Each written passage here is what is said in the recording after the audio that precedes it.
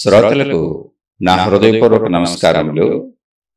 మన శ్రోతలలో కొందరు ఆత్మజ్ఞానము గూర్చి రకరకాలుగా ప్రశ్నలు వేస్తున్నారు. అంటే ఆత్మశక్తి, ఆత్మ, ఈ పదాలను గురించి. అంటే ఆత్మను చూడగలము అని కొంతమంది చెబుతున్నారు. ఎలా చూడగలం? ఆత్మను కంటితో చూడగలమా? ఆత్మ ఏ రంగులో ఉంటుంది? ఇలాంటి ప్రశ్నలు వేస్తున్నారు. కొంతమంది ఆత్మ తెలుసు అంటున్నారు. ఇలా రకరకాల ప్రశ్నలు వేస్తున్నారు.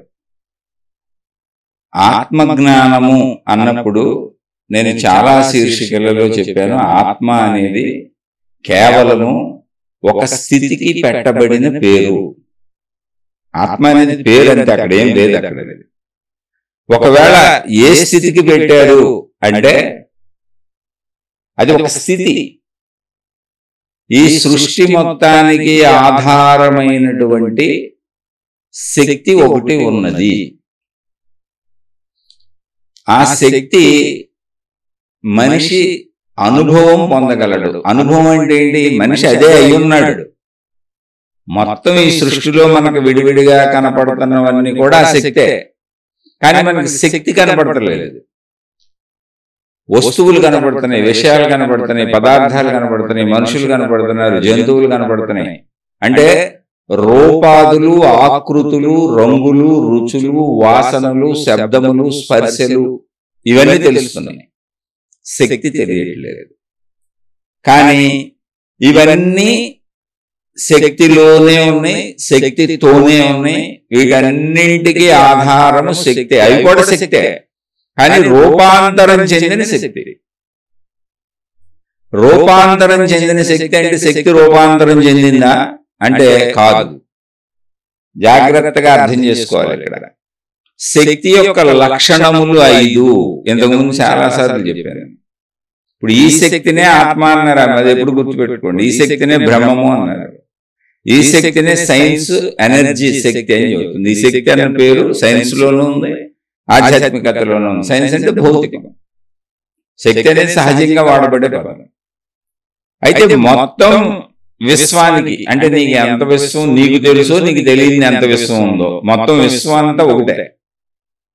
ఆ మొత్తం ఒకటే అయినటువంటి విశ్వానికి ఒకటే అయిన శక్తి కారణమై ఉంది. దాని లక్షణములు పంచభూతములు.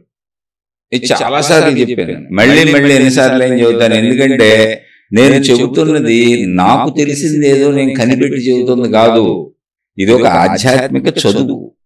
అనేక మంది మహాత్ములు లక్షల సంవత్సరాల నుంచి దీనిని మానవ జాతికి అందిస్తూ వచ్చారు. వాళ్ళు అనుభవం పొందారు. అనుభవం పొందడం అంటే ఏంటి? ఒక స్థితి అంటే అది కనపడేది కాదు, వినపడేది కాదు. శబ్ద, స్పర్శ, రూప, రస, గంధములు. రసం అంటే రుచి, గంధం అంటే వాసన, శబ్దం అంటే మీకు తెలుసు, స్పర్శ అంటే మీకు తెలుసు, రూపము అంటే దృశ్యములు మీకు తెలుసు, గంధం అంటే వాసన, రుచి. ఈ 5 రకాలుగా తప్ప మనిషి ఏ రకంగానూ ఇంకా తెలుసుకోలేడు. ఈ 5 రకాలుగా తెలిసేలా అది లేదు. అంటే ఈ 5 రకాలుగా తెలుసుకునేలా లేదు తప్ప అది ఉంది. అదే అన్నిటికీ కారణమైంది. మానవ శరీర నిర్మాణం ఇలా ఉంది కనుక మనం తెలుసుకోలేము. అయితే మరి తెలుసుకోవచ్చు. దాన్ని ఎలా తెలుసుకోవచ్చు? ఎలా తెలుసుకోవచ్చు అనే దాన్ని తెలుసుకుందాం. చాలాసార్లు చెప్పుకున్నాం. అసలు ముందు సృష్టి మొత్తానికి అదే కారణమై ఉంది. సృష్టిలో ఎన్నైనా ఉండొచ్చు, విశ్వంలో ఎన్నైనా ఉండొచ్చు, ప్రకృతిలో ఎన్నైనా ఉండొచ్చు. ఇప్పుడు ప్రకృతి, విశ్వము, సృష్టి అన్ని ఒకటే పేర్లు. ఒకదాని గురించే, మన చుట్టూ ఉన్న దాని గురించి, మనకి కనపడుతున్న దాని గురించి మాట్లాడుకుంటున్నాం. మనకు కనపడిన విశ్వం ఎంత ఉందో మనకు తెలియదు. అసలు అనంతము అన్నారు దాన్ని. మొత్తానికి కారణం ఏంటి? ఇప్పుడు విశ్వము అన్నప్పుడు ఒకటే, మొత్తం అన్ని అందులో ఉన్నాయి అంతే. సృష్టి అన్నప్పుడు ఒకటే, మొత్తం అన్ని అందులో ఉన్నాయి అంతే. ప్రకృతి అన్నప్పుడు ఒకటే, మొత్తం అన్ని అందులో ఉన్నాయి. అందులో ఒక్కొక్క దాన్ని విడివిడిగా చెప్పినప్పుడు అనేకంగా చదువుతున్నాం. కానీ మొత్తం విశ్వంలో ఉన్నాయి, సృష్టిలో ఉన్నాయి, ప్రకృతిలో ఉన్నాయి. విశ్వము, సృష్టి, ప్రకృతి ఒక్కటే, ఏకవచనం. అంటే చెట్టు ఒక్కటే, వేళ్ళు ఉన్నాయి, కాండం ఉంది, కొమ్మలు ఉన్నాయి, రెమ్మలు ఉన్నాయి, పువ్వులు ఉన్నాయి, ఆకులు ఉన్నాయి, అనేకం ఉన్నాయి. కానీ చెట్టు ఒకటే. మొత్తం చెట్టు అంతా ఉండేది ఒకే శక్తి ఉంటుందా? రకరకాల శక్తులు ఉంటాయా? కొమ్మల్లో ఒక శక్తి, ఆకుల్లో ఒక శక్తి, పువ్వుల్లో ఒక శక్తి, కాయల్లో ఒక శక్తి, వేళల్లో ఒక శక్తి, మానులో ఒక శక్తి, ఇలా రకరకాల శక్తులు ఉంటాయా? చెట్టు రకరకాలుగా ఉంది, అందులో డౌట్ లేదు. చెట్టు వేళ్ళు ఒక రకంగా ఉన్నాయి, చెట్టు కాండం ఒక రకంగా ఉంది. అక్కడి నుంచి చీలిపోతున్న కొమ్మలన్నీ ఏక రెండు కొమ్మలు ఒకలా లేవు. విడివిడి సైజులు, విడివిడి ఆకృతులు, విడివిడిగా చీలిపోయి విస్తరించినవి. మళ్ళీ వాటికి ఆకులు ఉన్నాయి, ఆకులకి చెట్టుకి అసలు సంబంధమే ఉండదు, ఆకులు ఇంకోలా ఉంటాయి. పువ్వులు వస్తాయి, పువ్వులకి చెట్టుకి ఆకులకి కాండానికి కొమ్మలకి అసలు సంబంధమే ఉండదు. కాయలు వస్తాయి, కాయలకి మళ్ళీ పువ్వులకి ఆకులకి కాండానికి వేళ్ళకి దేనికి సంబంధాలు ఉండవు, అన్ని వేరు వేరుగా ఉంటాయి. కానీ చెట్టు అంతా ఉన్నది ఒక శక్తి, అనేక శక్తులు ఉన్నాయి.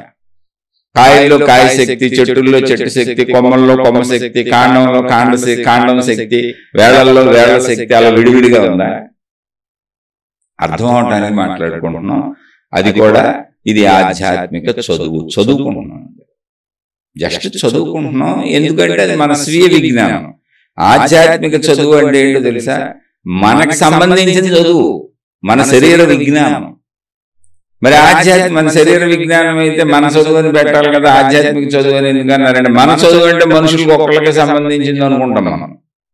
కాదు, సృష్టి మొత్తానికి కారణభూతమైన శక్తి ఒకటే, చెట్టు మొత్తం ఉన్న శక్తి ఒకటే. కానీ చెట్టు అనేక భాగాలుగా అనేక విడివిడిగా ఉన్నట్టుగా అందులో వేరు వేరుగా మనకు అనిపిస్తూ ఉంటుంది, కానీ మొత్తంగా అది చెట్టే. అలాగే ఈ విశ్వ మహావృక్షం మనకు అనేకంగా కనిపిస్తుంది. మనుషులుగా, జంతువులుగా, కొండలుగా, గుట్టలుగా, నదులుగా, సముద్రాలుగా, పంచభూతాలుగా, అనేకంగా గ్రహాలుగా, గోళాలుగా, రకరకాలుగా కనబడుతుంది. కానీ విశ్వ మహావృక్షము ఏకమైనది, ప్రకృతి ఏకమైనది, సృష్టి ఏకమైనది, ఒకటే. అది చెట్టులాగా ఒకటే, అనేకంగా అనిపిస్తుంది. చెట్టు కూడా అనేకంగా అనిపిస్తుంది. కాయలని, పువ్వులని, కొమ్మలని, రెమ్మలని పేర్లు పెట్టుకున్నాగా.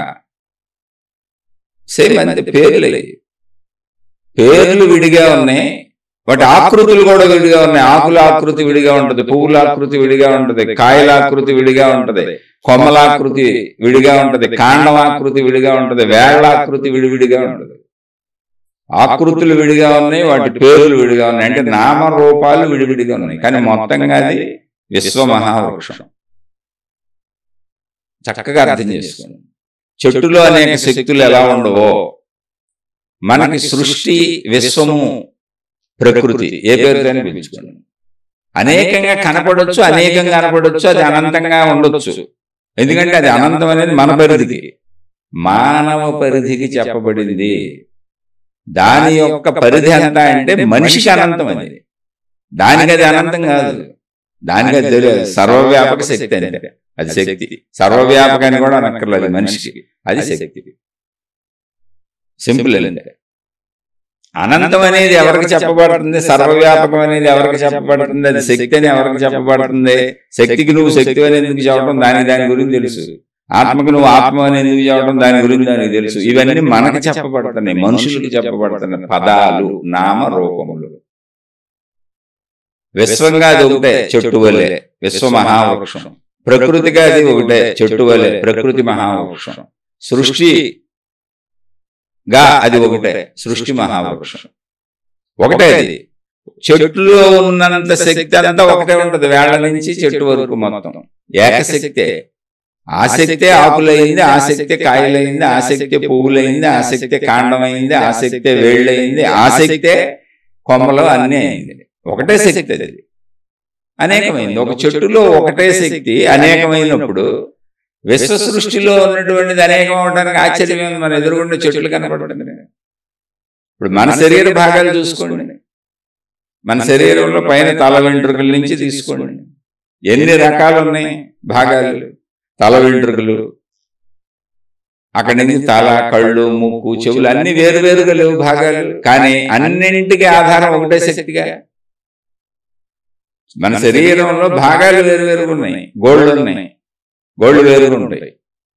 వేళ్ళు ఉన్నాయి, తల వెంట్రుకలు ఉన్నాయి, ఒళ్ళంతా చేతుల మీద, కాళ్ళ మీద అక్కడక్కడ వెంట్రుకలు ఉంటాయి, ఒళ్ళంతా మాంసం ఉంటుంది, ఎముకలు ఉంటాయి, అనేక రకాల లోపల విచిత్రమైనటువంటి కణజాలాలతో కూడినటువంటి మాంస పదార్థాల అవయవాలు ఉంటాయి. ఒకదానికి సంబంధం ఉండదు అని అన్నింటికీ ఆధారం ఏకశక్తే. ఆ ఏకశక్తి ఎక్కడి నుంచి వస్తుంది? మళ్ళీ అనేక రకాల ఆహార పదార్థాలు తింటుంటే ఆహార పదార్థాలన్నీ భిన్న భిన్నంగా వందల వేల రకాలు ఉన్నాయి. మళ్ళీ ఆ ఆహార పదార్థాల నుంచి వచ్చేదంతా ఏకశక్తి శరీరాన్ని బతికిస్తుంది. అంటే మొత్తం ఎటు చూసినా శక్తిమయం ఇది. కానీ మనకు పదార్థాలుగా, వస్తువులుగా, మనుషులుగా, జంతువులుగా అలా రకరకాలుగా ఒకటిగా కనపడుతుంది, వేరువేరుగా కనపడుతుంది. ఒకటే శక్తి అది. చెట్టు మొత్తం ఒకటే శక్తి అయినట్టు. అలా విశ్వం మొత్తం విశ్వము అన్నప్పుడు ఒకటే. అందులో ఉన్న అనేక అంశాలు, చెట్టులో ఉన్న అనేక అంశాల వల్లే విశ్వములో ఉన్న అనేక అంశాలు, మనుషులు, జంతువులు, కొండలు, గుట్టలు, నదులు, సముద్రాలు, మనం మనిషిగా వేరు భావంలో ఉన్నాం తప్ప విశ్వంగా అది మొత్తం ఒకటే, ప్రకృతిగా అది మొత్తం ఒకటే, సృష్టిగా అది మొత్తం ఒకటే, చెట్టుగా అది మొత్తం ఒకటే. చెట్టుగా మొత్తం ఒకే శక్తి ఎలా ఉందో విశ్వంలో, సృష్టిలో, ప్రకృతిలో మొత్తం దానికి ఒకటే శక్తి ఉంది. చెట్టులో శక్తి మనకు కనబడుతుందా? వేళ్ళు భూమి నుంచి సారం గ్రహిస్తున్నాయి, సూర్యరశ్మి నుంచి కిరణజన్య సంయోగ క్రియ జరుగుతూ ఆ శక్తిని గ్రహిస్తుంది, గాలిని పీల్చుకుంటుంది, వాతావరణం మొత్తాన్ని వాడుకుంటుంది, నీళ్లు వాడుకుంటుంది చెట్టు. కానీ మనకి ఎక్కడన్నా కనపడుతుంది? అన్నింటిలోంచి శక్తి తీసుకుంటున్నట్టు తెలియదు. శక్తి ఎదుగుతుంటే చెట్టు వస్తున్నాం, పువ్వులు కాయలు వస్తే అనుభవిస్తున్నాం. అంటే ఆహార పదార్థాలు మనం సృష్టిలో అనుభవించే అన్ని మనకు అలా వచ్చినాయి. కానీ శక్తి అక్కడ దర్శనం ఇవ్వట్లేదుగా. కానీ శక్తి లేకుండా ఉండవుగా. అదే చిత్రత. శక్తి యొక్క లక్షణము పంచభూతములు, లక్షణాలు. పంచభూతములన్నీ శక్తిలోనే ఉన్నాయి, శక్తితోనే కదులుతున్నాయి, శక్తిలో కదులుతూనే ఉన్నాయి. ఆ కదలికల వలన సృష్టి ఏర్పడుతుంది, ఆ లక్షణముల వలన. ఇప్పుడు నాకు కోపం వచ్చింది, నాకు కోపం వచ్చినప్పుడు నేను ఎలా ఉండను, ఎగిరి గొంతులు వేస్తూ ఉంటాను, అరుస్తూ ఉంటాను, కరుస్తూ ఉంటాను. అప్పుడు ఇంకొక మనిషి కనబడతాడు. నాకు ప్రేమ వస్తుంది, ఇంకోలా ఉంటాను, ఇంకో మనిషి కనబడతాడు. నాకు దయ వస్తుంది, ఇంకో మనిషి కనబడతాడు. నాకు జాలి వస్తుంది, ఇంకో మనిషి కనబడతాడు. నాలో ఏదో దొంగతనం చేయాలనిపిస్తుంది, ఇంకో మనిషి కనబడతాడు. నాలో ఎదుటి హత్య చేయాలనిపిస్తుంది, మర్డర్ చేస్తాను, ఇంకో మనిషి కనబడతాడు. వివిధ ప్రవృత్తుల మనుషులు ఒకే మనిషిలో అన్ని లక్షణములు, అన్ని గుణములు ఉన్నప్పుడు ఆ మనిషి ఎన్ని రకములుగా వివిధముగా కనబడుతున్నాడో అలా శక్తి యొక్క లక్షణములు పంచభూతములు. అవి ఆ మనిషిలోనే ఉన్నాయి, ఒక మనిషిలోనే ఉన్నాయి. అలాగే ఒక శక్తిలోనే ఆ లక్షణములు పంచభూతములు. దాని గుణములు తమో రజో సత్వగుణములు. దాని యొక్క మళ్ళీ స్వరూపము, లక్షణములు, స్వభావము, ఇచ్ఛాశక్తి, జ్ఞానశక్తి, క్రియాశక్తి. ఇవన్నీ దానికి సంబంధించినవి, ఒక్కదానికి సంబంధించినవి. ఒక మనిషిలోనే కొన్ని వందల వేల చెడ్డ గుణములు, కొన్ని వందల వేల మంచి గుణములు ఒకే మనిషిలో ఎలా ఉన్నాయో ఆయా గుణములప్పుడు ఆ మనిషి ఆ గుణములకు తగ్గట్టుగా ఎలా కనబడతాడో సేమ్ అనంత ఆత్మశక్తిలో ఒకే శక్తిలో ఇవన్నీ ఉన్నాయి. పంచభూతాలు ఉన్నాయి, ఇచ్ఛాశక్తి, జ్ఞానశక్తి, క్రియాశక్తి ఉంది, తమోగుణం, రజోగుణం, సత్వగుణం ఉంది.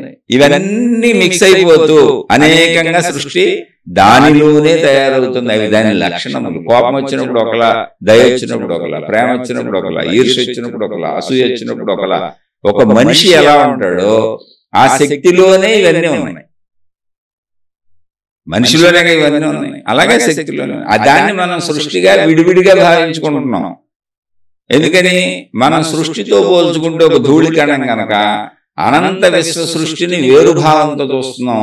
దానికి మూల కారణం మళ్ళీ మనం ధూళికణం అవటం కాదు, ఈ శరీరము నేనన్న పరిమిత భావం. శక్తి మనకు తెలియదు, సత్యం మనకు అసలు తెలియదు. అది తెలుసుకున్న మహాత్ములు మూలాన్ని కనుక్కున్నారు. అసలు మేము ఎందుకు ఉన్నాం, ఎందుకు వచ్చాం, ఎందుకు పుట్టాం, ఎందుకు చేస్తున్నాం, ఇదంతా ఏంటి, అసలు ఈ సృష్టి ఆట అంతా ఏంటి, ఇంత సృష్టి ఏంటి, అసలు ఇదంతా ఎక్కడి నుంచి వచ్చింది, నీకు మూలం ఏంటి అన్నప్పుడు మూలం అంతా ఒకటే, చెట్టు ఒకటే. ఒకే చెట్టులో వేళ్ళు ఉన్నాయి, కాండం ఉంది, కొమ్మలు ఉన్నాయి, రెమ్మలు ఉన్నాయి, అంటే ఆకులు ఉన్నాయి, పువ్వులు ఉన్నాయి, కాయలు ఉన్నాయి. ఆ చెట్టు అంతా ఒకే శక్తి ప్రసరిస్తుంది. అన్నింటిలో ఒకటే శక్తి ఉంది. కానీ ఆ ఒకే శక్తి ఆకులు అవుతుంది, కొమ్మలు అవుతుంది, కాయలు అవుతుంది, పువ్వులు అవుతుంది. అవి అవటానికి ముందు అది పూత అవుతుంది, పిందులు అవుతుంది. అనేక దశలు మార్పులు చెందుతూ అది ఎదుగుతూ వెళ్తా ఉంది. ఒకే శక్తి మొత్తం చెట్టు అంతా ఉన్నది, కానీ వివిధముగా అవుతుంది. అది దాని లక్షణం, దాని లోపల ఉంది, దాని లక్షణాలు, దాని గుణాలు, దాని స్వభావం. అనేకత్వమును తనలో విడుచుకున్న ఏకత్వము శక్తి. అది చెట్టులో కనపడతాను. చెట్టులో ఎలా కనపడుతుందో మొత్తం విశ్వంలో అనేకత్వమును తనలో ఇముడ్చుకున్న ఏకత్వము శక్తి మొత్తం విశ్వంలో అలా కనపడుతుంది.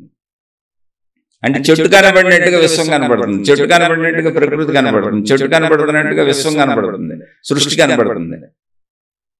చెట్టులో శక్తి ఎలా కనపడకుండా చెట్టు నుంచిందో, శక్తి లేకపోతే చెట్టు ఎలా ఉండదో, అనేకత్వముగా నానాత్వముగా విభిన్నముగా ఉన్నటువంటి చెట్టులోని అనేకము ఉండటానికి కారణం ఏకశక్తి ఎలా అయిందో చెట్టులో, అలాగే మొత్తం విశ్వానికి కారణభూతము ఏకశక్తి అయ్యింది.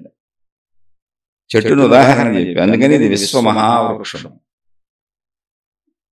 ఈ అనుభూతిని మహాత్ములు తెలుసుకున్నారు. తెలుసుకున్న వాళ్ళనే మహాత్ములు అన్నాం. మహాత్ములు అయ్యుండి తెలుసుకోవాలి. ఎవరు తెలుసుకున్నారో వాళ్ళు మహాత్ములు అన్నాం. తెలుసుకున్న వాళ్ళు మామూలు వాళ్ళు అన్నాం. అసలేమీ తెలుసుకోకుండా అపబోధులు చేస్తూ పక్క వాళ్ళందరినీ ఇబ్బందులు పెట్టేవాళ్ళని రాక్షసులు అన్నాం. ఏదో కొద్ది గొప్ప మంచి చేస్తూ బతికేవాళ్ళని మంచివాళ్ళు అన్నాం. ఏమీ చేయలేదు, ఎవరికి ఏమీ చేయకుండా మామూలుగా బతికేవాళ్ళని సామాన్యులు అన్నాం. ఇలా మనమే అనేక వర్గీకరణలు చేసుకున్నాం, అంటే ఆ ప్రవృత్తులను బట్టి. అందుకని మహాత్ములని ఎవరిని అన్నాము అంటే, ఈ మహా అంటే అనంత, ఇంకా అంతకంటే గొప్పది లేదు. ఆత్మ అంటే ఈ మొత్తానికి కారణభూతం శక్తి అని తెలుసుకొని దానికి వాళ్ళు పేరు పెట్టారు. ఆ శక్తికి ఆత్మ అని పేరు పెట్టారు. ఆత్మశక్తి అని ఉండదు ఎక్కడ గ్రంథాల్లో, మీరు వెళ్ళి చూడండి. ఆత్మని బ్రహ్మము అని అలా ఉండదు. శక్తి అనేది సైంటిఫిక్ పదం. అంటే శక్తి అని ఎక్కడైనా వాడితే వాడుండొచ్చు. అమ్మవారిని శక్తి స్వరూపురాలని, అమ్మవారిని తయారు చేసింది శక్తి అన్న భావం నుంచే. మామూలుగా చెబుతున్నాను. ఇప్పుడు శివుడు పార్వతీదేవి కలిసినప్పుడు పార్వతీదేవి శక్తి స్వరూపంగా అర్ధనారీశ్వర తత్వం శక్తి అని చెబుతారు. విషయానికి చెబుతున్న ఆత్మ అని పేరు పెట్టింది ఆ శక్తికి, బ్రహ్మము అని పేరు పెట్టింది ఆ శక్తికి.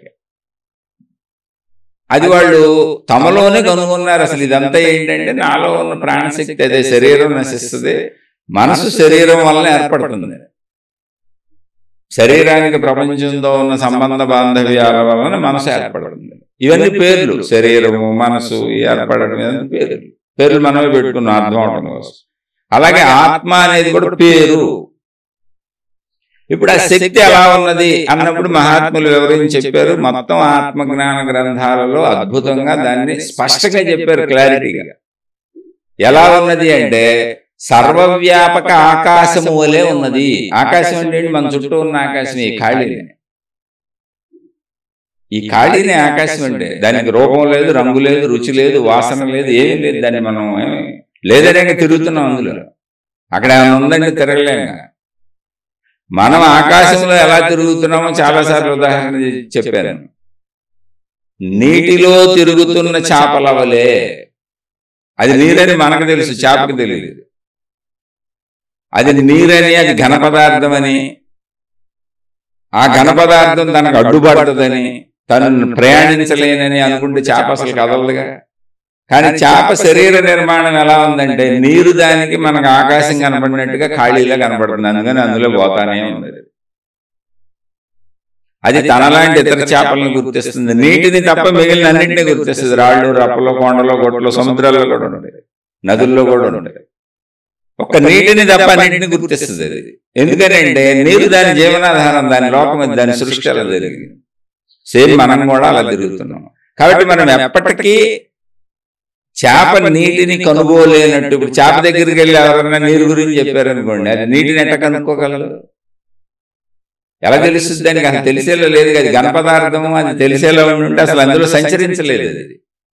అలాగే అనంత ఆత్మస్వరూపము ఈ ఆకాశమే అని చెప్పినా దాన్ని మనం జంతువుల కంటే బెటర్ కాబట్టి, అంటే చేపలో ఈ జంతువుల కంటే బెటర్ కాబట్టి, జ్ఞానంలో భావించుకోగలిగి, చెప్పుకోగలిగి, జ్ఞానంలో ఆ మౌన స్థితిని, నిశ్చల స్థితిని అంతరంగంలో భావించి దర్శనం చేసుకోగలం తప్ప, దర్శనం అంటే అక్కడ కనపడేది ఏమున్నదో అర్థం అవటమే దర్శనం. అక్కడ జ్ఞాన దర్శనం అంటే ఏంటో తెలుసా? సంపూర్ణంగా చక్కగా డౌట్ లేకుండా అర్థం అవడం, అది జ్ఞాన దర్శనం అంటే. దర్శనం అనే పదానికి అది అర్థం.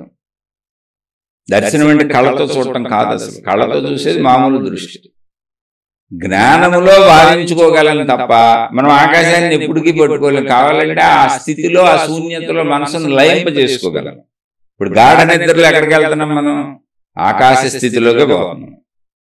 అందుకే గాఢ నిద్రలో మన గురించి తెలియదు. మన గురించి తెలియదు అంటే అర్థం ఏంటి? అసలు మనం ఏమనుకుంటున్నాం? మన శరీరము మనసు అనుకుంటున్నాం. అందుకని నిద్రపోయింది ఎవరు? శరీరం నిద్రపోయింది, మనసు తిరుగుతుంది. మనసు తిరిగినంతసేపు కళలు వచ్చినాయి, మనసు కూడా నిద్రపోయింది, కళలు కూడా అయిపోయినాయి. ఇక నేను లేను. మళ్ళీ మెలకు వచ్చినాక నేను అన్నాను. ఈ గాఢ నిద్ర నుంచి మెలకు వచ్చే వరకు నేను ఎక్కడికి వెళ్ళాను? ఏమీ లేదు, సర్వవ్యాపక ఆకాశ స్థితిలో లీనమైపోయి ఉన్నాను. ఎందుకు లీనమయ్యాను?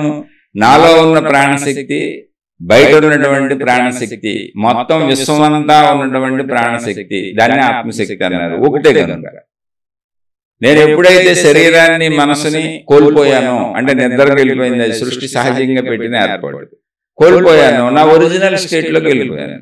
అందుకే నేను అక్కడేం మరణించలేదుగా, మళ్ళీ పొద్దున్నే లేచి తిరుగుతున్నాను.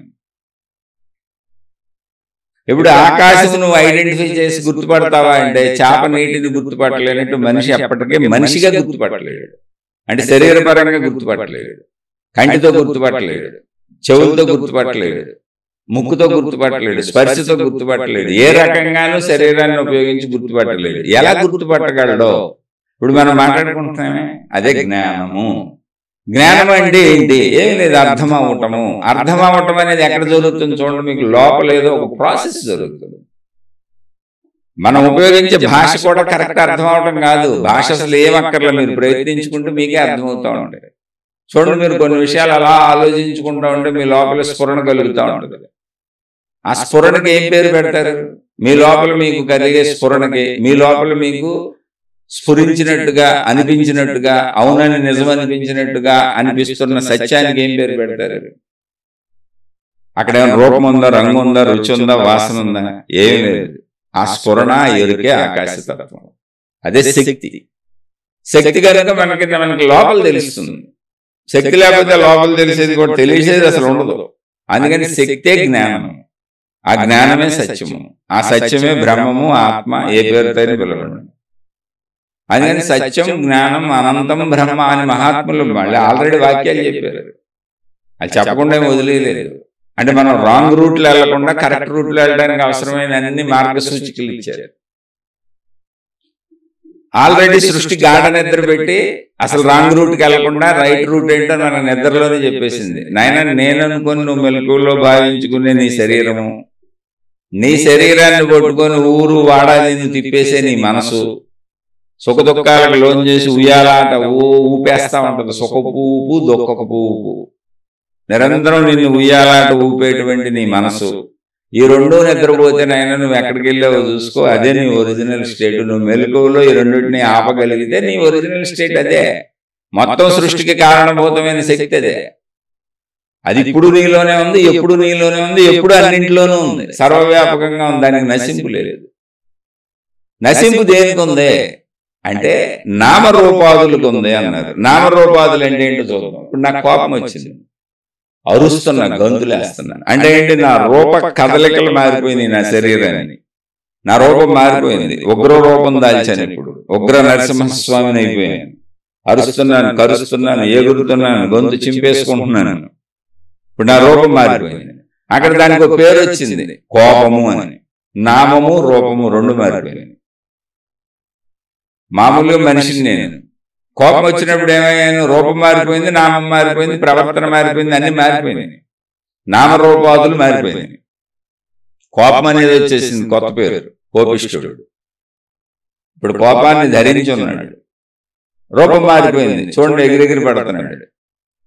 అలా అనేక గుణాలకు తగ్గట్టు మన రూపం మారుతూ ఉంటుంది, దాని నామము మారుతూ ఉంటుంది.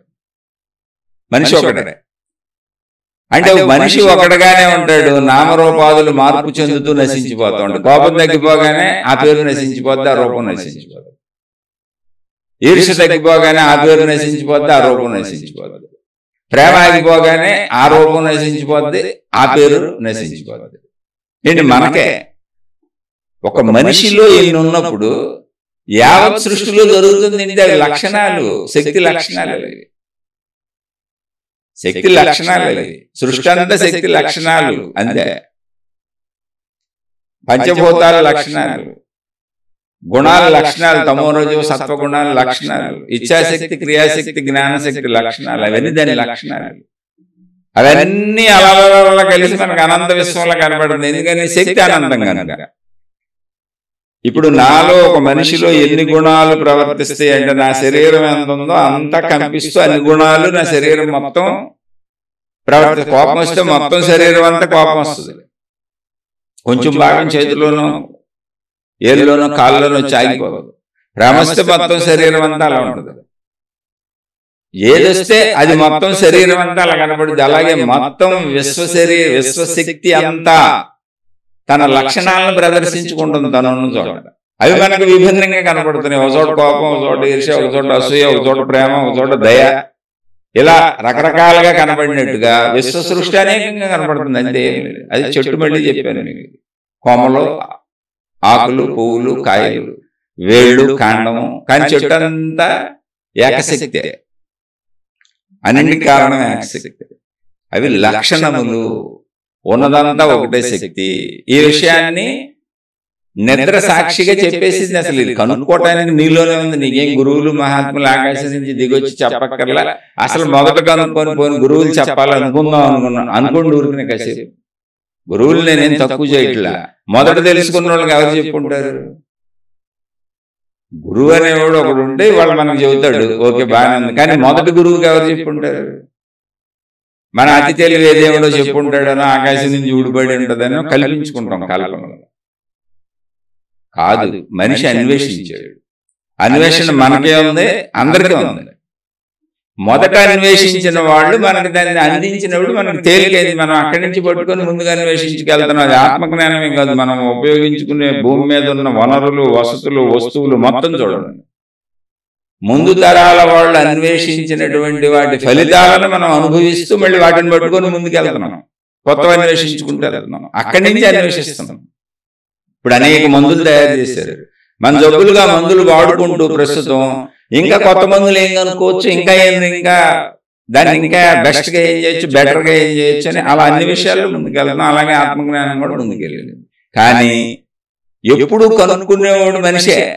ఆల్రెడీ అందించబడిన దాన్ని పట్టుకొని ముందుకెళ్ళాడు. వద్దంటే వదిలేసి కొత్తగా కనుక్కుంటాడు. ఏముంది అందులో? ఇప్పుడు కొత్త ఆవిష్కరణలు బోర్డు ఉంటాయి, పాతదాంతో సంబంధం లేకుండా. అలాగే ఎప్పుడు నీలో తెలుసుకునే ఒక జిజ్ఞాస ప్రతి జీవిలో, మనిషి అన్న ప్రతి మనిషిలో, జీవి అంటే సెన్స్ మనిషి. ఇక్కడ జంతువులకి జ్ఞానం లేదు. జంతువులకు ఉన్న జ్ఞానం వాటి జీవన సరళి వరకే. ఆత్మజ్ఞాన జ్ఞానం జంతువులకు లేదు. అందుకని ప్రతి మనిషిలో ఒక అన్వేషణ తత్వం ఉంటుంది. అది సృష్టి పెట్టింది. అంటే కనుగొనేలా నీకు అవకాశం సృష్టించింది. నువ్వేదో పొడిచేసి కనుక్కుంటావని కాదు. నిన్ను ఒక ఉన్నతత్వంతో సృష్టి ఒక ఆట ఆడింది. సృష్టి ఆడింది, నీకు ఆ ఛాన్స్ ఇచ్చింది. నువ్వు కావాలంటే దాన్ని పొందొచ్చు. నీకు అంత తెలివిని, ప్రజ్ఞని అన్ని నిన్ను నువ్వు గమనించుకోవటాన్ని, నిన్ను పరిశీలించుకోవటాన్ని, నీలో నువ్వు అన్వేషించుకోవటాన్ని, ఆ శక్తిని గ్రహించే అంత జ్ఞానం నీకు ఇస్తున్నాను. ఎందుకంటే నువ్వు శక్తివే కదా. అది మిగిలిన జీవరాశికి ఇవ్వటం లేదు. అది సృష్టి ఎందుకు చేసింది ఎవరికి తెలియదు. ఎందుకంటే ఆ శక్తి లక్షణాలు అలా వ్యక్తీకరించబడినాయి అంతే. ఆ శక్తి లక్షణాలు, దానికి ఆత్మ అని పేరు పెట్టారు ఆ శక్తికి. ఇప్పుడు ఆ శక్తి ఆకాశ స్వరూపం అని జ్ఞాన గ్రంథాలన్నీ చెబుతున్నాయి. దాన్ని మేము ఆత్మశక్తిని చూసామని కొందరు అంటున్నారండి. ఏం చెప్పాలి ఇంకా? అంటే బహుశా ఆత్మ అంటే వీళ్ళు భూతాలు, దెయ్యాలు సినిమాలు తీస్తూ ఉంటారు ఆత్మ పేరు మీద. భూతాలు, దెయ్యాలు రకరకాలు చూసి ఒకవేళ ఆజ్ఞ అనుకుంటున్నారేమో తెలియదు నాకు. ఎందుకంటే ఆత్మ అనే పదం అనేక రకాలుగా భ్రష్టు పట్టించబడింది కూడా. ఇప్పుడు ఆత్మ అనే పేరుతో సినిమాలు కూడా వస్తుంటాయి. ఏంటి దెయ్యాల సినిమాలు. అందుకని ఆత్మ అనే పదానికి ముందు అసలు మీనింగ్ తెలుసుకోండి. ఆత్మ అనే పదం ఒరిజినల్ గా స్క్రిప్చర్స్ లో వాడబడింది శక్తి. ఆత్మ అన్న బ్రహ్మము అన్న శక్తి, ఆధారమైన శక్తి. అది ఎలా ఉంటుంది? సర్వవ్యాపక ఆకాశము వలె ఉంటుంది. ఇది నేను చెప్పేది కాదు, ఆత్మజ్ఞాన గ్రంథాలు స్పష్టంగా చెప్పింది. ఎందుకని ఎవరు తప్పుదోవకు వెళ్లకుండా, తప్పుదోవ పట్టించకుండా మహాత్ములు వాళ్ళ దర్శనాంశాలను రాశారు. దాన్ని నేను కొంచెం వాడుక భాషలో ఇంకొంచెం తేలిగ్గా చెబుతున్నాను అంతే. ఆ సంస్కృత శ్లోకాలు చెప్పి దానికి అర్థం చెప్పి అవన్నీ బట్టి సంస్కృతం మీకు అర్థం కాక ఇవన్నీ ఎందుకు? అది ఇంకా చాలా ఈజీ. ఎందుకో తెలిసే, సంస్కృత శ్లోకాలు మనకు రాకపోయినా ఏ ప్రాబ్లం లేదు, అన్ని తెలుగు లిపిలో ఉన్నాయి. అన్ని తెలుగు లిపిలోకి వచ్చేసినాయి. దాని అర్థాలు తెలుగులో రాశారు. ఏమన్నా శ్లోకం చదివి అది చెప్పచ్చు కాదు. సామాన్య వాడుక భాషలో నేను అందులో చదువుకున్నాడనే సామాన్య వాడుక భాషలో మనకు అర్థమయ్యేలా చదువుతున్నా. ఇదేమి నా గొప్పతనం కూడా కాదు, నాకేమీ తెలియదు, నేను గురువుని కాదు, నన్ను గురువు అని ఎవరు పిలవబాకండి. నేనెందుకు గురువుని అవుతాను? కొన్ని వందల వేల మంది లక్షల మంది తరతరాలుగా దీన్ని అందించుకుంటూ వస్తే చదువుకుంటున్నాం. చదువుకున్న దాన్ని నేను మామూలు వాడుక భాషలో సామాన్యులకు కూడా అర్థం అవ్వాలని చెబుతున్నా. ఆ సంస్కృత శ్లోకాలు ఇప్పుడు వల్లివేయటం మళ్ళీ అది రాదు, నాకే రాదు సంస్కృతం, పోనీ ఏం చెప్పను. అలానే నిజంగా అందులో చెప్పగలిగిన మహాత్ములు, మహనీయులు, ఉద్దండులు, పండితులు వేల మంది చెప్పారు, చెబుతున్నారు. అందుకని నేను ఏదో సామాన్య వాడుక భాషలో నాబోటి వాళ్ళకి ఎవరికన్నా చదువు రాని వాళ్ళకే ముసలములో ముసలోయిలో ఎవరొకళ్ళు చదువు రాదు, అయినా కూడా ఆత్మజ్ఞానం వాళ్ళకి అర్థం అవ్వాలి అనే ఉద్దేశంతో తేలిక స్పష్టంగా అర్థమయ్యేలా వాడుక భాషలో ఎవరికాళ్ళ స్వీయ అనుభూతులు పొందేలా చెబుదామని ప్రయత్నిస్తున్నా. ఆ ప్రయత్నంలో నేను సఫలీకృతుడు అవుతానో లేదో నాకు తెలియదు, కానీ ప్రయత్నం నాకు తప్ప నేను చెప్పేదంతా కూడా ఆల్రెడీ మహాత్ములు చెప్పేసింది. అందులో నేను ఆవగిందంత కూడా చెప్పట్లా. మహాత్ములు అద్భుతంగా చెప్పారు. కొన్ని వందల వేల గ్రంథాలు ఉన్నాయి. నేనెంత చదివాను? నేను చదివింది ఏదో 4 పుస్తకాలు అయితే చాలు. అది ఎందుకు అన్ని చదువుకుంటూ వెళ్తే పాండిత్యం అవుద్ది, పోగేసుకోవటం, ఆచరింపన జ్ఞానం వల్ల ఉపయోగం లేదు. అందుకని నాకు అర్థమైంది, చాలు అనుకున్నాను. ఆచరించుకునే ప్రాసెస్లో మీతో పంచుకుంటున్నాను. అందుకే దానికి ఆధ్యాత్మిక చదువు అని పేరు పెట్టాను. ఇది చదువు. ఎందుకు చదువు అంటే అది నా గురించి చదువు. డబ్బు కోసం చదువుకున్నాం, బతకడానికి చదువుకున్నాం, కూటు కోసం కోటి విద్యలని 25-30 ఏళ్ళు కష్టపడి చదువుకుంటే తప్ప ఉద్యోగాలు రావట్లేదు. వృత్తి వ్యాపార ఉద్యోగాలకి దేనికి అర్హత రావాలన్నా 25-30 ఏళ్ళు పడుతుంది నీకు. ఏంటి? కేవలం బతకడానికి, ధన సంపాదనకి. అలాంటిది కొంచెం టైం నీ స్వీయ చదువు, నువ్వు ఎందుకు పుట్టావో, ఎందుకు పెరుగుతున్నావో, ఎందుకు చనిపోతావో, అసలు నువ్వెవరో ఏంటో దానికోసం చదువుకోపోతే అప్పుడు జీవితం వృధా అయిపోద్దిగా. 100 సంవత్సరాల జీవితం వేస్ట్ అయిపోద్దిగా. అందుకని మహాత్ములు ఎందుకు చదివారు, ఆనాడు చదువుకున్నారు. ఎవరిని వాళ్ళు చదువుకొని ఆ చదువుకునేటువంటి పరిశీలన, విచారణ, అన్వేషణ, పరిశోధన, గ్రహింపు, ఈ జ్ఞాన శక్తిని సృష్టి మనిషికి ఇచ్చింది. అది నీలోనే ఉంది. అందుకని ఎవరైనా గురువులు చెబితే వినండి, తప్పేం కాదు. చక్కగా గురువులు అనండి, అనుసరించండి, మహాత్ములను అనుసరించండి. గురువుల్ని, మహాత్ముల్ని నేను ఎవరిని తక్కువ చేయట్లా. చక్కగా మీ మతాలు, మీ మార్గాలు, మీ గురువులు, మీ దేవుళ్ళు అందరినీ అనుసరించండి. కానీ అసలు మొదటి గురువుకి ఎవరు చెప్పారు అంటే ఇది ఎందుకు చెబుతున్నారంటే నువ్వు కనుక్కోగలవన్న విశ్వాసం నీకు తెలియడం కోసం. నీకు ఆ బలం ఉంది, నీకు ఆ శక్తి ఉంది, నువ్వు దాన్ని పొందగలవో, నువ్వు దాన్ని తెలుసుకోగలవో. నువ్వు బలహీనుడు కాదు, నువ్వు బలహీనురాలు కాదు. ఏ గురువు వచ్చి నేను ఎత్తిమే చేయి పెట్టి ఆ గురువు అనుగ్రహించకపోతే, ఆ గురువు ఇష్టపడకపోతే, ఆ గురువు కరుణించకపోతే అది నీకు రాదు అనేది లేనే లేదు. అందుకు చెబుతున్నాను. అంతే తప్ప గురువుల్ని, మహాత్ముల్ని తక్కువ చేయడానికి కాదు. గురువులు, మహాత్ములైన వాళ్ళందరూ మనలాంటి మనుషులే. దాన్ని ఎవరు దర్శించారో, అంటే దర్శనం అంటే ముందే చెప్పాను, దర్శనం అనేది జ్ఞానానికి సంబంధించిన పదం, కంటికి సంబంధించిన పదం కాదు. జ్ఞానంలో అర్థం అవడం దర్శనం, అంతర్దర్శనం. దాన్నే శివుడికి 3వ కన్ను కింద వేసి చూపించారు. ఎప్పుడైతే శివుడు 3వ కన్ను తెరుస్తాడో ఎదురుగా ఉన్నాయన్ని భస్మం అయిపోతాయి అన్నారు. అంటే ఏంటి? 2 కళ్ళతో చూసేదంటే ఏంటి? ప్రపంచము, ప్రాపంచిక విషయాలు. జ్ఞానంతో చూసినప్పుడు ఏమవుద్ది? కోరికలన్నీ నశించిపోతాయి. జ్ఞానము చెడుని నశింపజేస్తుంది. కోరికలన్నీ మంచి నశించవు, చెడుని నశింపజేస్తుంది. మంచి మీద కాదు. శివుడు 3వ కన్ను ఎందుకు తెరుస్తాడు? చెడు మీద తెరుస్తాడు. కానీ మంచి మీద తెరవడుగా. ఏ దేవుడైనా 3వ కన్ను మంచి మీద తెరుస్తాడు. మంచి మీద కోపం వస్తుంది ఎవరికైనా. అందుకని జ్ఞానం అంటే మనలో చెడుని నశింపజేసేటువంటి 3వ కన్ను. ఉన్న 3వ కన్ను అంటే అక్కడ కన్ను ఏం లేదు, జ్ఞానమే కన్ను. జ్ఞానమే కన్ను, జ్ఞానమే శక్తి, జ్ఞానమే ఆత్మ, జ్ఞానమే బ్రహ్మము. అంటే ఏంటి? కన్నదే. అది వేరే చూడక్కర్లా. సర్వవ్యాప్తంగా ఉన్నటువంటి విశ్వశక్తి మొత్తం సృష్టిని పెంచి, పోషించి, పాలించి, లయించి తనలో ఎలా కలిపేసుకుంటుంది, ఈ ప్రాసెస్ అంతా ఎలా జరుగుతుంది, దానికి ఎలా తెలుస్తుంది అని అనుమానం అక్కర్లేదు. ఎందుకంటే జ్ఞానమే కన్ను, శక్తి అంతా జ్ఞానమే. అంటే శక్తి అంతా కన్నే. శక్తే జ్ఞానం, శక్తే కన్ను. ఇంకా దానికి తెలియదే ఉంటుంది. అదే సర్వం సమస్తం. దీన్ని అర్థం చేసుకోవాలి. అదే ఆధ్యాత్మిక చదువు, ఆ అనంత విశ్వవ్యాపక శక్తి నాలోనే ఉన్న ప్రాణశక్తి అని కనుగొన్నటువంటి మహాత్ములు మనకు అందించింది ఆత్మజ్ఞానం. దానికి ఆత్మ అని పేరు పెట్టారని చెప్పాను. జ్ఞానం అంటే తెలియట అని చెప్పాను, ఇంకేం లేదు. ఆత్మ అని పేరు పెట్టబడింది శక్తికి. శక్తి ఎలా ఉంటది?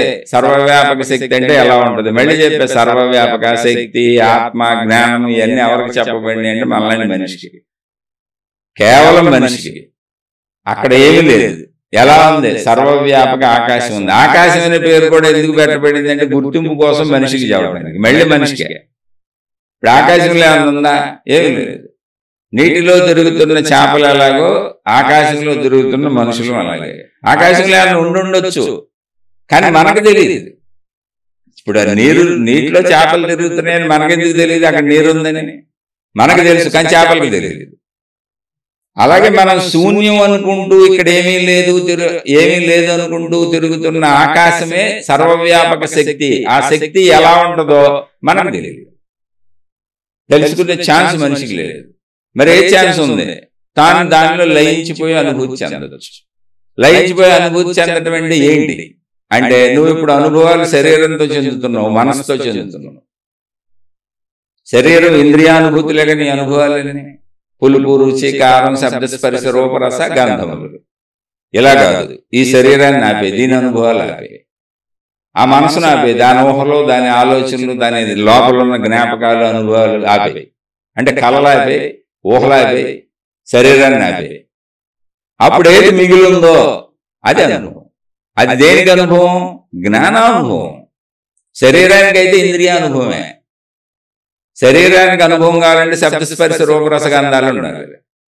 మనసుకు అనుభవం కావాలంటే గడిచిపోయినటువంటి శబ్దస్పర్శ రూపరస గంధాలను నెమరేసుకుంటా ఉంటుంది, ముందుకు ఊహించుకుంటా పోతా ఉంటుంది. అది మనో అనుభవం, ఊహ. అంటే పాత వాటిని నెమరేసుకుంటూ దాన్ని భవిష్యత్తులోకి పట్టుకుపోతూ దాని ఇష్టం వచ్చినట్టు వెనక్కి ముందుకు తిరుగుతూ ఉంటుంది. ఎందుకంటే మనసుకు కాలం లేదు. మళ్ళీ ఈ విషయం తెలుసుకుంది. శరీరానికి కాలం ఉంది, మనసుకు కాలం లేదు. అందుకే అది వెనక్కి వెళ్ళిపోద్ది, ముందుకెళ్ళిపోద్ది, ప్రస్తుతంలో ఉంటుంది. ఎటు నుంచి ఎటైనా గెలిపేస్తుంది. కళల్లో చచ్చిపోయిన వాళ్ళు కూడా వస్తారు, ఊహల్లో చచ్చిపోయిన వాళ్ళు కూడా వస్తారు. లేరు, చచ్చిపోయి చాలా కాలం అయింది. ఎప్పుడో చిన్నప్పుడు మన వాళ్ళతో, మన తాతతో గడిపిన ఇప్పుడు గుర్తొస్తాయి. అది మనసుకు వస్తుంది, మనసుకు కాలం లేదు. మనసుకు అసలు కాలమే లేదు. ఎందుకంటే అది శక్తి స్వరూపం. కాలము శక్తి లోపల ఉంది. ఎవరికొంది? పరిమితి భావనలో ఉన్న మనుషులకు ఉంది. కాలం అనేది మన భావన, మనం ఏర్పాటు చేసుకుంది. కాబట్టి శక్తికి కాలం లేదు. మనసు శక్తి స్వరూపం. మన శరీరంతో ప్రపంచంలో గ్రహించిన విషయాలన్నీ మనలో ఉన్న ప్రాణశక్తిలో ప్రింట్ అయితే మనసు అయింది. కాబట్టి మనసుకు కాలం లేదు. అందుకని గడిచిపోయింది అన్ని ఎప్పుడో చిన్నప్పుడు గుర్తొస్తాయి, ఇప్పుడు గుర్తొస్తాయి, భవిష్యత్తులోకి ఊహల్లోకి వెళ్ళిపోతుంది. ఆ ఊహలు నిజమవుతాయి, అబద్ధం అవుతాయి వేరే విషయం, కానీ అది ఊహించుకుంటూ భవిష్యత్తులో కూడా వెళ్ళిపోతుంది. అంటే దానికి 3 కాలాలు లేవు, అది చెప్పేది. దాన్ని ఆపే, అది దాని అనుభవాలు అవి. ఏంటది? నెమరు వేసుకోవటం. పాత జ్ఞాపకాలను పట్టుకొని తనలో ఉన్నటువంటి ఆ శక్తిలో ఉన్నటువంటి ఇచ్ఛాశక్తి, క్రియాశక్తి, జ్ఞానశక్తి అనేటువంటి శక్తులు ఉన్నాయి కనుక వాటి ఆ సృజనాత్మకతను ఉపయోగించుకొని వెనక్కి ముందుకి కదులుతూ పరిగెడతా ఉంటుంది. శరీరాన్ని కూడా పరిగెట్టిద్దామని ట్రై చేస్తూ ఉంటుంది. ఇప్పుడు శరీరాన్ని ఆపే, మనసును ఆపేస్తే ఏమైంది? ఇంకోటి ఏదో ఉంది, నువ్వు బతికే ఉన్నావు. అది ఎలా ఉంది ఏమో తెలియదు. ఇలా అలా అని ఎలా లేదు. చూసుకో, లోపలికి వెళ్ళి కూర్చో, కళ్ళు మూసుకో, ఒకసారి ఊహించుకో, తప్పే ఉంది. ఇందులో జ్ఞానంలో నీకు అర్థమవుతుంది. అక్కడ జ్ఞానం ఉంది. శరీర అనుభవాల్లో ఉన్నది జ్ఞానం కాదు, శరీర అనుభవం అది. ఈ అనుభవాలు మనసులో ఉంచుకుంది జ్ఞానం కాదు. ఆల్రెడీ దొరికిన పదార్థాల ఆధారత ఉంది అక్కడ. దాన్ని జ్ఞానమే అనొచ్చు. గ్రహించిన ప్రతిదీ జ్ఞానమే, కానీ ఆ జ్ఞానానికి ఆధారత ఉంది. శరీరంలో ఇంద్రియాల ఆధారత ఉంది, బయట పదార్థాల ఆధారత ఉంది, మనుషుల ఆధారత ఉంది. ఏ ఆధారత లేదు. నీ శరీరాన్ని ఆపే, నీ మనసుని ఆపే, బయట సృష్టిని ఆపే, పదార్థాలు తీసుకోబాక. అయినా నీకు తెలుస్తుంది, ఉన్నాను అని తెలుస్తుంది. ఏదో ఉన్నట్టుగా ఉంది, కానీ ఎలా ఉందో తెలియట్లేదు. అదే శక్తి. ఆకాశం అలాగే ఉంది చూసుకోండి, నిద్రలో అలాగే ఉంటాం చూసుకోండి. ఆ స్థితిని పొందారు సాధన చేసి. ఇప్పుడు సాధన చేస్తే మనం కూడా పొందొచ్చు, అందుకే మాట్లాడుకుంటున్నాం. దాని పేరే ఆత్మజ్ఞానం, అదే ఆధ్యాత్మిక చదువు, అదే నీ అసలు స్వరూపం. ఎందుకంటే నశించిన స్వరూపం అది. అసలు అంటే ఇవన్నీ డూప్లికేట్ అని కాదు. శరీరం నశించిపోతుంది, శరీరం నామరూపాలు పోతుంది. ఇప్పుడు కోపం వచ్చింది అరిశాను, కోపం ఆగిపోగానే ఆ రూపం పోద్దు, కోప రూపం పోద్దు, నాకు మామూలు రూపానికి వచ్చేస్తాను. ఇప్పుడు కోప నామం కూడా పోద్దు నాకు. ఇప్పుడు నేను అరవట్ల ఆగిపోయాను. అలా గుణ ప్రవృత్తులు వచ్చినప్పుడు ఆ గుణం ప్రకారం ప్రవర్తించినటువంటి నా రూపం ఆగిపోద్ది. ఆ గుణ ప్రకారం ఆ గుణానికి ఉన్న నామం కూడా నశించిపోతుంది. నా ఒరిజినల్ నామం, నా ఒరిజినల్ రూపం అలా ఉంటుంది. అప్పుడు నేను ఎలా ఉన్నాను మీరు చూడండి. మనిషికి అసలు ఏ కోపం లేదు, ఏ గుణం లేదు. ఎలా ఉంటాడు? నిశ్చలంగా ప్రశాంతంగా ఉంటాడు. మనిషిగా ఆలోచించిన ముందు చాలు. అసలు ఏ ఆలోచన లేదు, ఏ కోపతాపాలు లేవు, ఏ గుణాలు లేవు, ఏమీ లేదు. అలా తినేసి కూర్చొని ఉన్నాం, కడుపు నిండి హాయిగా ఉంది. ఇప్పుడు ఏ భావన లేదు. అది ఒక సెకనో ఒక నిమిషమో ఏదో ఒకటి అనుకోండి. అప్పుడు మీరు ఎలా ఉంటారు అంటే నిశ్చలంగా ప్రశాంతంగా ఉంటారు. అది మీ అసలు స్వరూపం. అక్కడి నుంచి కదులుతా ఉంటారు. అలాగే అనంత ఆత్మశక్తి యొక్క అసలు స్వరూపం ఏంటంటే నీ శరీరాన్ని ఆపేస్తే, నీ మనసును ఆపేస్తే అనిశ్చలత ఉందని నీకు తెలుస్తుందిగా. ఆ తెలియటమే జ్ఞానం. ఆ తెలుస్తున్నదే కన్ను. అదే శక్తి, అదే సర్వవ్యాపకం. అయితే అక్కడ ఏమీ లేదు అందామా? ఆకాశంలో ఏమీ లేదు అందామా అంటే అంటుంది ఎవరు? మనిషి. మనిషికి ఏమీ లేదు. చేపకి నీళ్ళు లేవు అక్కడ. మనిషికి ఆకాశం శూన్యం. కానీ అక్కడ ఉన్నదంతా సర్వవ్యాపక శక్తి. శక్తి ఎలా ఉంటుంది మనిషికి అప్పటికి తెలియదు, తెలిసే అవకాశమే లేదు. ఎందుకని మనిషికి తెలిసే అవకాశాలు 5: శబ్దస్పర్శ రూపరసగంధములు. 6వది జ్ఞానం. జ్ఞానంతో తెలుసుకునే దానికి ఇంద్రియాలు ఉండవు, జ్ఞానానుభవం. అందుకని ఆత్మజ్ఞానం. ఆత్మ అనేది జ్ఞానానికి మాత్రమే అనుభవం అయ్యేది కనుక ఆత్మజ్ఞానం. అది ఆత్మజ్ఞానం చదువు. అది ఆత్మ కూర్చున్నటువంటి చదువు అంటే ఏంటి? నాలో ఉన్న ప్రాణశక్తిగా ఆత్మ సర్వవ్యాపకంగా ఉన్నది అదేగా. అదే ప్రాణశక్తిగా నాలో ఉందిగా, అన్నిటిలో ఉంది అదేగా. మరి నేను శరీరం మనసు అనుకుంటున్నాగా, అందుకని శరీరం మనసు అనుకుని బతుకుతున్నాగా మనిషిగా నేను. కాబట్టి నాలో ఉన్న ప్రాణశక్తి అంటే ఆత్మశక్తిగా సర్వవ్యాపకంగా పేరు పెట్టబడి పిలువబడుతున్న ఆత్మశక్తి ఏదుందో ఆ ఆత్మ గూర్చిన అధ్యయనం అంటే దాన్ని గూర్చిన చదువు పూర్తిగా చదువుకుంటున్నాను, దాన్ని పరిశీలిస్తున్నాను, అన్వేషిస్తున్నాను, తెలుసుకుంటున్నాను, రకరకాలుగా ప్రయత్నిస్తున్నాను, సాధనలు చేస్తున్నాను. అధ్యయనం అని జరుగుతుంది. అనేక విధములుగా ఎన్ని రకాలుగా కుదిరితే అన్ని రకాల అధ్యయనం జరుగుతుంది. అందుకని ఆత్మగూర్చిన అధ్యయనం కనుక ఆ ప్రాసెస్ ని ఆధ్యాత్మికము అన్నారు. అది కేవలం ఇన్నర్ ప్రాసెస్. అసలు అది బయట చేసేదే కాదు, లోపల జరిగేది. ఎక్కడ లోపల? నీ లోపల మాత్రమే జరిగేది. మళ్ళీ ఆత్మజ్ఞానాన్ని ఏ గురువు వస్తాడు నీ లోపల దూరు చేస్తాడంటే నీ అంత మూర్ఖుడు, నీ అంత మూర్ఖురాలు ఎవరు ఉండరు. నీకు ఎవరైనా బయట నుంచే.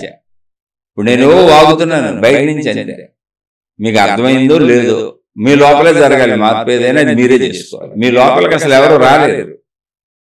ఎందుకంటే మీ లోపల ఆల్రెడీ జ్ఞానం ఉంది. అది అనుమతించాలి, అది గ్రహించాలి, అది తెలుసుకోవాలి, అది అవును అనుకోవాలి, అది ఆచరించే ప్రయత్నం చేయాలి. అంతా మీ లోపలే జరుగుద్ది. నా బోటుడు వాగేయన్ని బయటే ఉంటాయి. అలాగే లక్షల మంది మహాత్ములు అందించిన జ్ఞాన గ్రంథాలు, బోధలు ఏయైనా అన్ని బయట ఆగాల్సిందే. మీ చెవుల దగ్గరికి వచ్చి శబ్దం చేసి ఆగాల్సిందే. అక్కడి నుంచి మీ లోపల జ్ఞానం గ్రహించి దాన్ని అర్థం చేసుకొని అది పరివర్తనం చెంది అది మార్పులు చేసి సాధనలు చేసుకొని గ్రహిస్తే అది మీ ప్రాసెస్, మీ ఇన్నర్ ప్రాసెస్. అక్కడ అసలు లోపలికి ఎవరు రాలేదు. అందుకని ఆత్మజ్ఞానంలో గురువు ఉండడు, శిష్యుడు ఉండడు, నువ్వే ఉండవు. అలా నేను గురువుల్ని మహాత్ముల్ని ఎవరిని తక్కువ చేయట్లేదు. ఎందుకంటే ఆ మహాత్ములందరూ చెప్పకపోతే నాకు మాత్రమే తెలుసు. అయితే ఆత్మజ్ఞానంలో గురువు శిష్యుడు ఎందుకు ఉంటాడంటే ఉన్నదంతా ఒకటే శక్తి అయితే అసలు ఎంతమంది ఎక్కడ ఉంటారు? అది కదా ప్రాబ్లం. అక్కడ గురువు శిష్యుడు అని మనం పెట్టుకున్నది ఏంటంటే ఊరికి అది శరీరపరమైనది. మళ్ళీ అది శరీరపరమైందో భార్య ఉంటుందో, భర్త ఉంటాడో, తమ్ముడు ఉంటాడో, అన్న ఉంటాడో, చెల్లి ఉంటుందో, అక్క ఉంటుందో, స్నేహితులు ఉంటారు. శరీరపరంలో ఎన్నో ఉంటాయి. అలాగే శరీరపరంగా గురువు ఉంటాడు, శిష్యుడు ఉంటాడు. నాకు తెలియదు, నీకు తెలుసు. నాకు తెలియదు కనుక నువ్వు చెబుతావా అంటే నేను శిష్యుడిని. నాకు తెలుసు నువ్వు అడిగిన విషయం, నువ్వు అడుగుతున్న విషయం, నీకు తెలియదన్న విషయం నాకు తెలుసు, నేను ఇంతకుముందు తెలుసుకున్నాను కాబట్టి నేను నీకు చెబుతాను. ఆ పాత్రల పేర్లే గురువు. ఇక్కడ గురువు ఎవరు? ఇప్పుడు మనిషి కాదు, తెలిసిన విషయం గురువు. మీరు మనుషులుగా ఆపాదిస్తున్నారు, అందుకని ఇక్కడ ప్రమాదాలు జరిగిపోతున్నాయి ఆధ్యాత్మికతలో. అసలు తెలిసిన మనిషి గురువు కాదు. మనుషులందరూ ఒకటే, మనుషులందరూ మామూలే. కళ్ళు, కాళ్ళు, ముక్కు, చెవులు అన్నీ ఒకటే. వాళ్ళు తెలుసుకున్న విషయం ఉందే జ్ఞానం, అది గురువు. అలాగే తెలుసుకుంటున్నవాడు శిష్యుడు కాదు. శరీరాలు అందరికీ ఒకటే, శరీర పనితీరులు అందరికీ ఒకటే. తెలుసుకోవాలన్న జిజ్ఞాస కలిగి లోపల గ్రహిస్తుందే, లోపల అర్థమవుతుందే జ్ఞానం ఒకటి, ఆ జ్ఞానము శిష్యుడు. అంటే తెలుసుకుంటున్న, అర్థం చేసుకుంటున్న జ్ఞానం శిష్యుడు, అర్థమయ్యేట్టుగా చెబుతున్నటువంటి జ్ఞానం గురువు. అంటే రెండు జ్ఞానమే, గురువు జ్ఞానమే, శిష్యుడు జ్ఞానమే. ఇప్పుడు జ్ఞానమే సమస్తం. అప్పుడు ఎవరు ఉంటారు అక్కడ? ఎందుకు గురువు గారు నమస్కారం, గురువు గారు నమస్కారం నాకైతే పెట్టకండి. ఎందుకంటే మీరు మళ్ళీ నన్ను తీసుకెళ్లి శరీర భావంలో పడేస్తారు. నేను మిమ్మల్ని ఏమో ఆత్మజ్ఞాన భావంలో పడేద్దాం అనుకుంటున్నాను. మిమ్మల్ని శరీర భావం దాటించి, మనోభావం దాటించి, మీ స్వీయ ఆత్మశక్తి భావంలో, ఆత్మజ్ఞానంలో పడేద్దామని నేను అనుకుంటున్నాను. మీరు నమస్కారాలు పెట్టి గురువు అని పొగిడేసి, అవి చేసి, ఇది చేసి నన్ను తీసుకెళ్లి శరీర భావంలో పడేయాలనుకుంటున్నారు. తిరిగి మీరు నాకు చెల్లించే కృతజ్ఞత. అలా చాలా మంది పడిపోయారు. ఇప్పుడు ఎవరి కాళ్ళే పెద్ద పెద్ద బోర్డులు పెట్టుకున్నారు మేము గురువులు అని. అసలు ఈ గురువుల్లో ఎన్ని పేర్లు ఉన్నాయో ఒకసారి ఎత్తుకు చూసుకోండి. గురువు అనే పదానికి ముందు వెనక ఎన్ని తగిలించుకున్నారు. ఎందుకో తెలుసా? ఇలా ఇప్పుడు మీరు నాకు నమస్కారాలు పెట్టినట్టే కాదు, అది ఊరుకునే ఒక స్థితి గతిని తెలియజేయడానికి మహాత్ములు చెప్పారు. ఆ చెప్పిన దాన్ని మనం ఇప్పుడు మాంసం తినేవాళ్ళు బోకులు మెళ్ళేసి తిరుగుతారు అన్నట్టుగా మనం మెళ్ళేసి తిరగకూడదు. నేను గురువులని బోర్డులు తగిలించుకొని, నేను శిష్యుడిని బోర్డులు తగిలించుకొని. జ్ఞానం అంతే, అక్కడైనా ఇక్కడైనా జ్ఞానం. ఆ జ్ఞానం ఏంటి? అదే ఆత్మశక్తి. ఆ జ్ఞానమే శక్తి, ఆ జ్ఞానమే కన్ను, ఆ జ్ఞానమే సర్వము చెప్పాక. అందుకని శరీరంతో కాకుండా నీలో అర్థం చేసుకునేది ఒకటి ఉంది, ఇంద్రియాలతో సంబంధం లేకుండా నీలో గ్రహించేది ఒకటి ఉంది, ఇంద్రియాలకి, శరీరానికి, మనసుకి సంబంధం లేకుండా నీలో గ్రహించేది ఒకటి ఉంది. నీలో ఉన్నానన్న భావన, అంటే శరీరాన్ని వదిలేసిన, మనసులు వదిలేసిన నువ్వు ఉన్నావు, నేనున్నాను అనేటువంటిది ఒకటి ఉంది. కావాలంటే కూర్చొని ప్రశాంతంగా చూసుకోండి. కాసేపు శరీరాన్ని వదిలేసి, మనసును వదిలేసి నేను ఉన్నానా లేదా చూసుకోండి.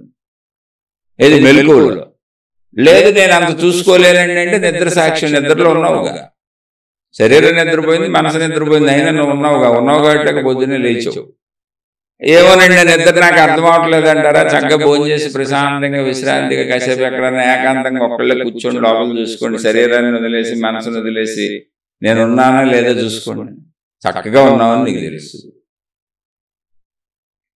అంటే నేను ఎవరిని నిందించట్లా, అది సత్యమైనప్పుడు అసలు ఆ పేరుతో పిలిపించుకోవడం తప్పు కదా. అలానే మీరు మహాత్ములు, గురువులు అనమన్నారే అనండి, అది శరీరానికి సంబంధించిన నన్ను అనద్దు. ఎందుకంటే ఇది ఆత్మజ్ఞాన మార్గం. ఆత్మజ్ఞాన మార్గంలో గురువు లేడు, శిష్యుడు లేడు. ఒకవేళ ఉన్నాడు అని అనుకుంటే మళ్ళీ నేను శరీర భావంలో పడిపోతాను. మీరందరూ నన్ను శరీర భావంలో పడేస్తారు, నేను మిమ్మల్ని శరీర భావంలో పడేస్తాను. ఇక మీరు నాకు నమస్కారాలు, ఆ తర్వాత నాకు దక్షిణలో నిదానంగా ఇక నాది ఒకటి తయారైపోతుంది. నా సొంత కళ్ళు, నా సొంత మార్గం. నేను మళ్ళీ ఒక శాఖ, ఒక తెగ తయారు చేస్తాను. ఒరే నాయన, నీ అనంతాత్మశక్తిని నువ్వు తెలుసుకొని ఉన్న ఆత్మశక్తిలో కలిసిపోరా, అది మోక్షం అంటే. దాన్ని వదిలేసి నేను ఒక తెగ తయారు చేస్తాను, ఆ తెగకి నేను డ్రెస్ కోడ్ పెడతాను, ఆ తెగకు ఒక భాషా విధానం పెడతాను, ఆ తెగకు ఒక నియమనిష్టలు పెడతాను, ఆ తెగకు ఒక ఆచార సాంప్రదాయాలు పెడతాను, ఆ తెగకు ఒక చావు విధానాలు కొత్తవి పెడతాను, ఆ తెగకు ఒక పెళ్లి విధానాలు కొత్తవి పెడతాను, ఆ తెగకి సమస్తం అన్ని కొత్త కొత్తవి తయారు చేస్తాను. ఇప్పుడు ఉన్నాయన్నీ వదిలేసి ఇంకో కొత్త తయారు చేస్తాను. ఏంటి, ఏముంది, ఎక్కడికి వెళ్తున్నావు అసలు? నీకేం కావాలి? ఎందుకే ఎటు వెళ్తున్నావు? ఎటు ప్రయాణిస్తున్నావు నువ్వు? ఆత్మజ్ఞానం అంటే ఏంటంటే ఆల్రెడీ ఉన్న సత్యాన్ని తెలుసు కదా నువ్వే. అది వదిలేసి నేను ఏదో కొత్తగా నాకు తగిలించుకుంటానంటున్నావు. నువ్వు కొత్తగా తగిలించుకుంటే అవన్నీ నువ్వు వదిలించుకోవడానికి మళ్ళీ 1,00,000 జన్మలు పట్టుద్ది నీకు. అయినా వదిలించుకోగలవో లేదో తెలియదు. ఏమీ లేదు, ఉన్న సృష్టి అంతా పర్ఫెక్ట్గా ఉంది ఆత్మజ్ఞానం ప్రకారం. పర్ఫెక్ట్గా లేదంటే అది నీ శరీర భావంలో నీకు అనిపించినవి, నీకు మతాలు, కులాలు, జాతులు, నీ శరీర భావంలో ఎన్నైనా మాట్లాడాడు.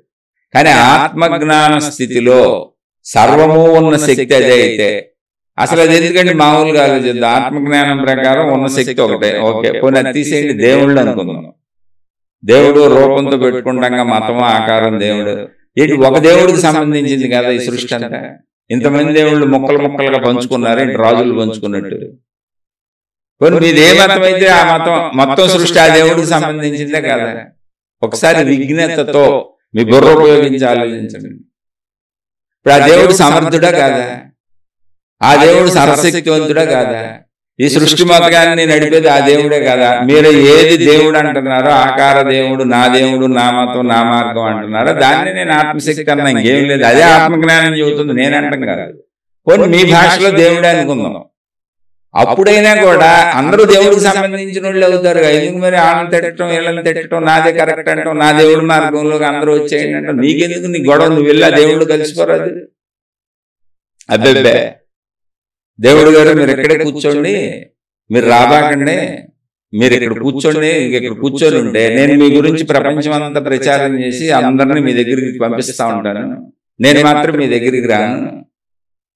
మీరు మాత్రం ఇక్కడే కూర్చోండి, మీరు నాకు తెలుసని అందరికీ చెబుతూ ఉంటాను, మీ మహిమలో మీ ప్రకటిస్తూ ఉంటాను. నేను రాను, నేను దేశం అంతా తిరిగి వస్తాను, మీరు ఇక్కడ కూర్చోండి. అది దేవుడు దొరికితే నువ్వు వెళ్ళా దేవుళ్ళు కలిసిపో, నీకెందుకు గొడవ? దేవుడు చూసుకుంటాడు, మిగిలిందని దేవుడు సృష్టిగా. ఒకవేళ నువ్వు దేవుడే అన్నావు, నేను విశ్వశక్తి అంటాను. ఆత్మజ్ఞానం చెప్పింది శక్తి అంద. ఓకే, పోని విశ్వశక్తి, ప్రకృతి శక్తి, ఆత్మశక్తి, బ్రహ్మము కాదు దేవుడు, నీ మధ్యదేవుడు, నీ ఆకార దేవుడు, నీ దేవత. ఓకే, ఎవరైనా పర్వాలేదు, ఏ మతమైనా పర్వాలేదు, మొత్తం వాళ్ళకి చెందింది అవదా? నువ్వెందుకు దేవుడు పాత్ర పోషణ చేస్తున్నావు? దేవుడు పని నువ్వెందుకు చేయాలనుకుంటున్నావు? దేవుడు నువ్వు అక్కడే కూర్చో, నేను నీతో కలవను, నీలో కలవను, నీ దగ్గరికి రాను, నేను మనిషిగానే ఉంటాను, నువ్వు నాకు తెలుసు అని చెబుతాను, నాకు కేరాఫ్ అడ్రస్ నీదే అని చెబుతాను, నేను వెళ్ళి అందరినీ నీ దగ్గరికి తీసుకొస్తానని ఈ కార్యం నువ్వెందుకు పెట్టుకున్నావు? మొత్తం దేవుడి తాలూకానే. నువ్వు పుట్టక ముందు నుంచి ఈ సృష్టి ఆయన నడుపుతానే ఉన్నాడు, నువ్వు పుట్టిన తర్వాత కూడా ఈ సృష్టి, నువ్వు వెళ్ళిపోయిన తర్వాత కూడా ఈ సృష్టి ఆయన నడుపుతానే ఉంటాడు. ఆయన అయితే ఆయన, ఆవిడైతే ఆవిడ, శక్తి అయితే శక్తి. ఇప్పుడు నువ్వు ఎక్కడున్నావు? భ్రమలో ఉన్నావా, నిజంలో ఉన్నావా? ఇది ఏం చేస్తున్నావు? నువ్వే పరిశీలించుకో, అంతే సింపుల్. ఎవరైనా మీకు మీరు పరిశీలించుకోండి. ఇప్పుడు మీ దేవుడితోనే పరిశీలించుకోండి. పోనీ పక్క మతాల వాళ్ళ దేవుళ్ళు నిజం కాదు, అబద్ధం, వాళ్ళు ఏదో భ్రమలో ఉన్నారు అనుకుందాం, వదిలేండి కాసేపు అని. ఎవరికాళ్ళు పక్క దేవుళ్ళను పూజించే వాళ్ళు అందరూ భ్రమలో ఉన్నారండి. ఓకే, నేను కూడా ఒప్పుకుంటున్నాను కాసేపు. ఇప్పుడు అనుకుందాం, పోనీ మన దేవుడు నిజమైనప్పుడు మొత్తం సృష్టి మన దేవుడు కాదా? ఈ సృష్టి మొత్తానికి కారకుడు ఆయన కాదా? అయినప్పుడు మనకు ముందు నుంచి ఆయన ఉన్నాడు, మన తర్వాత ఆయన ఉంటాడు. మనలాంటి ఎన్నో కోట్ల జన్మలు గడిచిపోతున్నాయి, తరతరాలు గడిచిపోతున్నాయి. మళ్ళీ మన తర్వాత ఎన్నో కోట్లు గడుస్తాయి, అవన్నీ ఆయనే చూసేది. నువ్వేంటి నీ పని? ఆ దైవత్వం ఏంటో తెలుసుకొని, ఆత్మజ్ఞానం అంటే శక్తి నేనే అని తెలుసుకో. ఆ శక్తిలో లయించిపో. లయించిపోవటం ఏంటంటే భావరూపంలో, జ్ఞాన రూపంలో ఆ శక్తి నేనేం తెలుసుకోవడం కాదు. దేవుడు అంటావా? పోనీ ఆ దేవుళ్ళు తెలుసుకో. నదులు సముద్రంలో కలిసిపోయినట్టు ఆ దేవి భావంలో, దైవత్వంలో లీనమైపో. శరీర భావాలు వదిలి కాదు. మళ్ళీ ఈ దేవుడి దగ్గరికి వెళ్ళి, నాకు దేవుడా తెలిసావు, నువ్వు నాకు అర్థమయ్యావు, దేవుడా నువ్వు ఇక్కడ కూర్చో, నీకు ప్రార్థనాలయాలు కడతాను, నేను ప్రచారం చేసి వస్తాను, నీ గురించి రోడ్ల మీద అంతా తిరిగి చెప్పొస్తానంటే దేవుడు దొరికితే దేవుడితో ఉండగా. పెళ్లి చేసుకున్నాడు భార్యతో ఉంటాడు, పెళ్లి చేసుకున్నాం భర్తతో ఉంటది, ఇద్దరు కాపురం చేసి పిల్లల్ని అంటారు. ఇది మామూలు భౌతిక ప్రపంచం. పెళ్లి చేసుకుని ఎక్కడికో పారిపోం కదా. నువ్వు ఎక్కడే ఉండి నాకు భార్య ఉంది, నూరంతా చెప్పొస్తాను, నువ్వు ఎక్కడే ఉండి నాకు భర్త ఉన్నాడు, నూరంతా చెప్పొస్తాను. అలా నేను విమర్శించటల్లా, ఇవన్నీ నిన్ను డెవలప్ చేస్తున్నాయా, నీ అంతర్గతాన్ని పెంచుతున్నాయా, నీ లోపలికి నిన్ను పంపుతున్నాయా, నిన్న ఆత్మశక్తిలో, దైవశక్తిలో విలీనం చేసేలా చేస్తున్నాయా, గమనించుకొని నడవమని చెబుతుంది. అలా నీకు దేవుడు తెలిస్తే దేవుళ్ళు కలిసిపో, దేవుళ్ళు లయించిపో. లేదు శక్తి అయితే శక్తిలో లయించిపో, దేవత అయితే దేవతలో లయించిపో. ఇంక నువ్వు మిగలబాక. నువ్వెందుకు మిగులుతున్నావు? నువ్వు మిగలటమే కాదు, ఇప్పుడు ఏం చేస్తున్నావంటే ఆ దేవుడు ఆ విధానం పట్టుకొని ప్రపంచం అంతా నేను చెప్పొస్తానని బయలుదేరుతున్నాను. ఇలా ఎంతో మంది బయలుదేరిపోయి మతగాదాలు, దైవతగాదాలు, కులాలు, జాతులు, మతాలు, ఆధ్యాత్మికతలు ఎన్ని రావచ్చు అన్ని వచ్చినాయి. దీనికి కారకులు ఎవరంటే మనమే. అది ఇవాళ మంచిగా కనపడుతుంది కానీ పెద్ద విషయం అది. మీరు చూసుకోండి, అన్ని మత గొడవలేక, దైవ గొడవలేక బయట మీరు చూసుకోండి, ఉన్నాయిగా అవన్నీ. ఎవరి వేషధారణ వాళ్ళది. మతాల వాళ్ళు ఆఖరిగా వేషధారణలు మార్చేసుకున్నారు, డ్రెస్సులు మార్చేసుకున్నారు, అన్ని విధానాలు మార్చేసుకున్నారు. కొన్ని ఊళ్ళల్లో అయితే కొన్ని మతాల వాళ్ళు ఉన్న ప్రాంతాలకు వెళ్ళటానికి ఇతర మతాల వాళ్ళు భయపడతారు. మతాల పేరు మీద దేశాలు కొట్టుకొని యుద్ధాలు జరుగుతున్నాయి. ఎప్పటికైనా మూడో ప్రపంచ యుద్ధం మళ్ళీ ఒకళ్ళు వస్తే అది మతం పేరు మీద వస్తుంది. అంత పిచ్చి ఎందుకు ఎక్కించుకుంటున్నావు దేవుడితో అంటున్నా. అయితే దేవుళ్ళలో కలిసిపో, లేదా దేవతలో కలిసిపో, లేదా ఆనంద ఆత్మశక్తిలో కలిసిపో, అన్నీ ఒకటే. నువ్వు కలిసిపో, నువ్వు ఉండబాగా, నువ్వు మనిషిగా ఉండబాగా, శరీరంగా ఉండబాగా, మనసుగా ఉండబాగా. అవన్నీ ఊరినే నామరూపాదులు, భ్రమలు. శరీరం నిరంతరం మార్పు చెందిపోతుంది. చిన్నప్పుడు మనం పుట్టిన కాడి నుంచి మరణించే వరకు ఒక్కరోజు కూడా మారకుండా ఆగలేదు. మార్పు చెందుతూ నశించిపోతుంది. అందరి శరీరాలు అంటే ఈ భూమి మీద విశ్వంలో ఉన్న అన్ని రూపాలు అంటే అవి గోళాలు కావచ్చు, ఏవైనా కావచ్చు.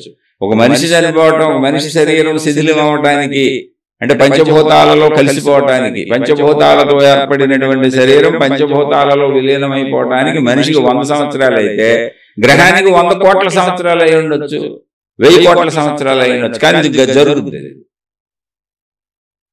ఆ సత్యాన్ని తెలుసుకో. ఏదైనా గట్టిగా మాట్లాడి ఓ సత్యాన్ని చెబుతున్నా అంటే విమర్శిస్తున్నాం అని మొదలెడతారు. ఎందుకంటే ఎవరికాళ్ళు డబ్బులు కొట్టుకోవటం, ఎవరికాళ్ళు సమూహాలు ఏర్పాటు చేసుకోవటం, ఎవరికాళ్ళకి ఐడెంటిఫికేషన్, ప్రతి దానికి గుర్తింపు కావాలి. నన్ను అందరూ గుర్తించాలి, నాకు ప్రత్యేకత కావాలి, అందుకని డ్రెస్ మార్చేస్తారు. మళ్ళీ నాది ఎందులో కలిసిపోద్దాము, అటు ఇటు కాకుండా పెడతారు. నాకు తెలియాలి, ప్రత్యేకంగా నాదేం తెలియాలి. ఏంటిది? ఎగ్జిబిషన్. ఎగ్జిబిషన్లు పెడతా ఉంటారు. ఎందుకని? ఎగ్జిబిషన్ అనేది ఒకటి వస్తే అక్కడ అన్ని ఎగ్జిబిట్ చేస్తారు. ఎగ్జిబిట్ చేయడం ఏంటి? అన్ని వ్యక్తీకరించి చూపించటం. ఏదో ఈ వస్తువులు కాబట్టి తయారు చేశారు కాబట్టి అమ్ముకోవాలి కాబట్టి డబ్బులు వస్తాయి కాబట్టి పిల్లలు వాళ్ళు ఆడుకుంటారు కాబట్టి అన్ని రకరకాల ఎగ్జిబిషన్. Okay, entertainment. అది దేవుడి దగ్గర ఎగ్జిబిషన్ ఏంటి? నువ్వెందుకు ఎగ్జిబిట్ చేస్తున్నావు? ఆ రంగులు మార్చడం ఏంటి? ఆళ్ళు పెట్టిన రంగు నేను పెట్టిన, నీళ్ళు పెట్టిన రంగు నేను, ఒక మతం ఒక రంగు పెట్టుకుంది. ఏంటి భౌతిక ప్రక్రియలు? లోపల మన అంతర్గత శరీరం, మీ బట్టలు తీసేయండి, మీ వేషధారణలు తీసేయండి, లోపల శరీరం, పంచేంద్రియాల శరీరం, సృష్టి చేసిన శరీరంలో ఎవరికైనా మార్పు ఉందా? స్త్రీ పురుషులకి ఆకారాలు వేరుగా ఎందుకు పెట్టింది? గజిబిజి పెట్టి గందరగోళ పడిపోయి మనుషులందరూ, ఇప్పుడు పురుషులందరూ ఒకరు, స్త్రీలందరూ ఒకలా ఉంటే ఎవరి పెళ్ళం ఎవరు, ఎవరి మొగుడు ఎవరు, ఎవరి కొడుకు ఎవరు, ఎవరి కూతురు ఎవరో తెలియదు. కాబట్టి మన కన్వీనియన్స్ కోసం రంగులు మార్చింది, షేపులు మార్చింది, పొడుగులు మార్చింది తప్ప సృష్టి అందరికీ పంచేంద్రియాలే, అందరికీ పంచేంద్రియ అనుభవాలు అన్నీ ఒకటే. నువ్వు పైన వెళ్ళి మతం పేరుతో, మార్గం పేరుతో, దేవుడి పేరుతో వేషధారణలు మార్చేసావు. ఎందుకని? నీకు సొంత గుర్తింపు కావాలి. ఇదిగో ఈ అహం, నేననే గుర్తింపు భౌతికంలోనూ చంపేసింది, దైవీపరంగానూ చంపేసింది. ఆధ్యాత్మికమైన పదం నేను వాడిన అక్కడ. ఆధ్యాత్మికంలో ఎవరిని చంపదు అహం. ఎందుకో తెలిసి అది చచ్చిపోతుంది. ఎందుకో తెలిసి ఆధ్యాత్మికం నీ అంతరంగం ఉంటుంది. ఆధ్యాత్మికం బయటది కాదు. ఆధ్యాత్మికం అనే పదం బయట విషయాలకు వాడకూడదు. దైవీపరమైన విషయాలను ఆధ్యాత్మికత అనకూడదు. అవి భక్తి కార్యక్రమాలు, మత కార్యక్రమాలు, ప్రచార కార్యక్రమాలు. మీకు నచ్చింది మీరు పెట్టుకున్నారు. రాజకీయ పార్టీలాగా దైవ పార్టీలు పెట్టుకున్నారు, దైవ మతాలు పెట్టుకున్నారు, దైవ విధానాలు పెట్టుకున్నారు. మీకు నచ్చినట్లు అలాంటి తప్పే ఉంది. రాజకీయ పార్టీలు లేకపోతే అసలు ప్రపంచాన్ని, ఇప్పుడు దేశాన్ని పరిపాలించేవాడు ఎవడో, నడిపేవాడు ఎవడో. అవి తక్కువేం కాదు, అవి సౌలభ్యం కోసం పెట్టుకున్నాయి. అలా సౌలభ్యం కోసం ఇవి మీరు పెట్టుకున్నారు. నాయకులను ఎన్నుకోపోతే మనం పరిపాలించే వ్యవస్థ ఉండదుగా, అలకల్లోలం అయిపోద్ది, జంతులోకం అయిపోద్ది, మానవ లోకం. కాబట్టి రాజకీయ పార్టీలు కరెక్టే. అలాగే మీరు ఏ పార్టీలు పెట్టుకున్నారంటే ఆధ్యాత్మికంలో అది ఆధ్యాత్మికం అనే పేరు వర్తించదు. అవి మత పార్టీలు, దేవుడి పార్టీలు, మీకు నచ్చింది పట్టుకు తిరుగుతున్నారు. ఆధ్యాత్మికం అంటే ఏంటంటే మీరు ఏ పార్టీలైనా వెళ్ళొచ్చు, అందులో ప్రమాదం ఏం లేదు, ప్రాబ్లం ఏం లేదు. అవి అవసరార్థం పెట్టబడినాయి. ఏ మార్గంలో వెళ్ళండి, ఏది అనుసరించండి, ఏ గురువుతో వెళ్ళండి, ఏ మతంలో సాగండి, ఏ ఆచార సాంప్రదాయాలు పాటించండి. ఆధ్యాత్మికం అంటే ఏంటంటే నీ అంతరంగంలోకి నువ్వు వెళ్ళినప్పుడే ఆధ్యాత్మికం. అది నీ వ్యక్తిగతం, నీ పర్సనల్. నీ అంతరంగంలోకి నీ మతం వెళ్ళలేదు, నీ గురువు వెళ్ళలేడు, నీ దేవుడు వెళ్ళలేడు, ఎవరు వెళ్ళలేరు. ఎవరైనా ఏ జ్ఞాన గ్రంథమైనా నీ చెవులు కడ అయిపోతుంది. నీ చెవుల నుంచి లోపలికి వస్తున్నటువంటి శబ్దజాలాన్ని నీ అంతరంగంలో ఉన్న జ్ఞానం గ్రహించి అర్థం చేసుకొని, అవుననుకొని, సత్యం అనుకొని, స్వీకరించి తనను తాను మార్చుకునే ప్రయత్నం చేస్తే, తనలో చెడు పోగొట్టుకుందామని ప్రయత్నిస్తే, తనలో ఉన్నటువంటి తన ప్రాణశక్తిని తెలుసుకుందామని ప్రయత్నిస్తే అప్పుడు మాత్రమే అది ఆధ్యాత్మికం. చెవులకు బయటదంతా కాదు, కేవలం నీ లోపల నీ హృదయంలో జరుగుతుంది. అది మొత్తం అసలు నువ్వు బయటకు మాట ఉండదు, శబ్దం ఉండదు, లోపల భావాలు, జ్ఞానంలో జరుగుతూ ఉంటుంది. అందుకని అది ఎవరికి అప్పటికి తెలియదు, నీకు ఒక్కడికే తెలుస్తుంది. ఏమంటే ఆధ్యాత్మికంగా నేను ఎంత డెవలప్ అయ్యానని ఎవరన్నా అడిగితే మీ అంత పిచ్చోళ్ళు, మీ అంత పిచ్చిది ప్రపంచంలో లేరు. నువ్వెంత ఆధ్యాత్మికంగా డెవలప్ అయ్యావో చెబుతున్నారంటే అసలు నిన్ను ఎంత పిచ్చోళ్ళని చేస్తున్నారో వాళ్ళు ఎంత పిచ్చోళ్ళు అర్థం చేసుకోవచ్చు. ఎవరికి తెలియదు నీ అంతర్గతము. నువ్వు జీవన్ముక్తుడు అయితే కూడా నీకే తెలుస్తుంది, ఇంకెవరికి తెలియదు. బయట వాళ్ళకి నువ్వు మామూలు వాళ్ళైనా కనపడతావు, పిచ్చోళ్ళకి కూడా కనపడవచ్చు నీ ప్రవర్తన. జీవన్ముక్తులు కూడా అలాగే ఉంటారు, మామూలు మనుషుల్లానే ఉంటారు. అంతరంగం ఎలా తెలుస్తుందండి అసలు? సహజంగా ఆలోచించండి.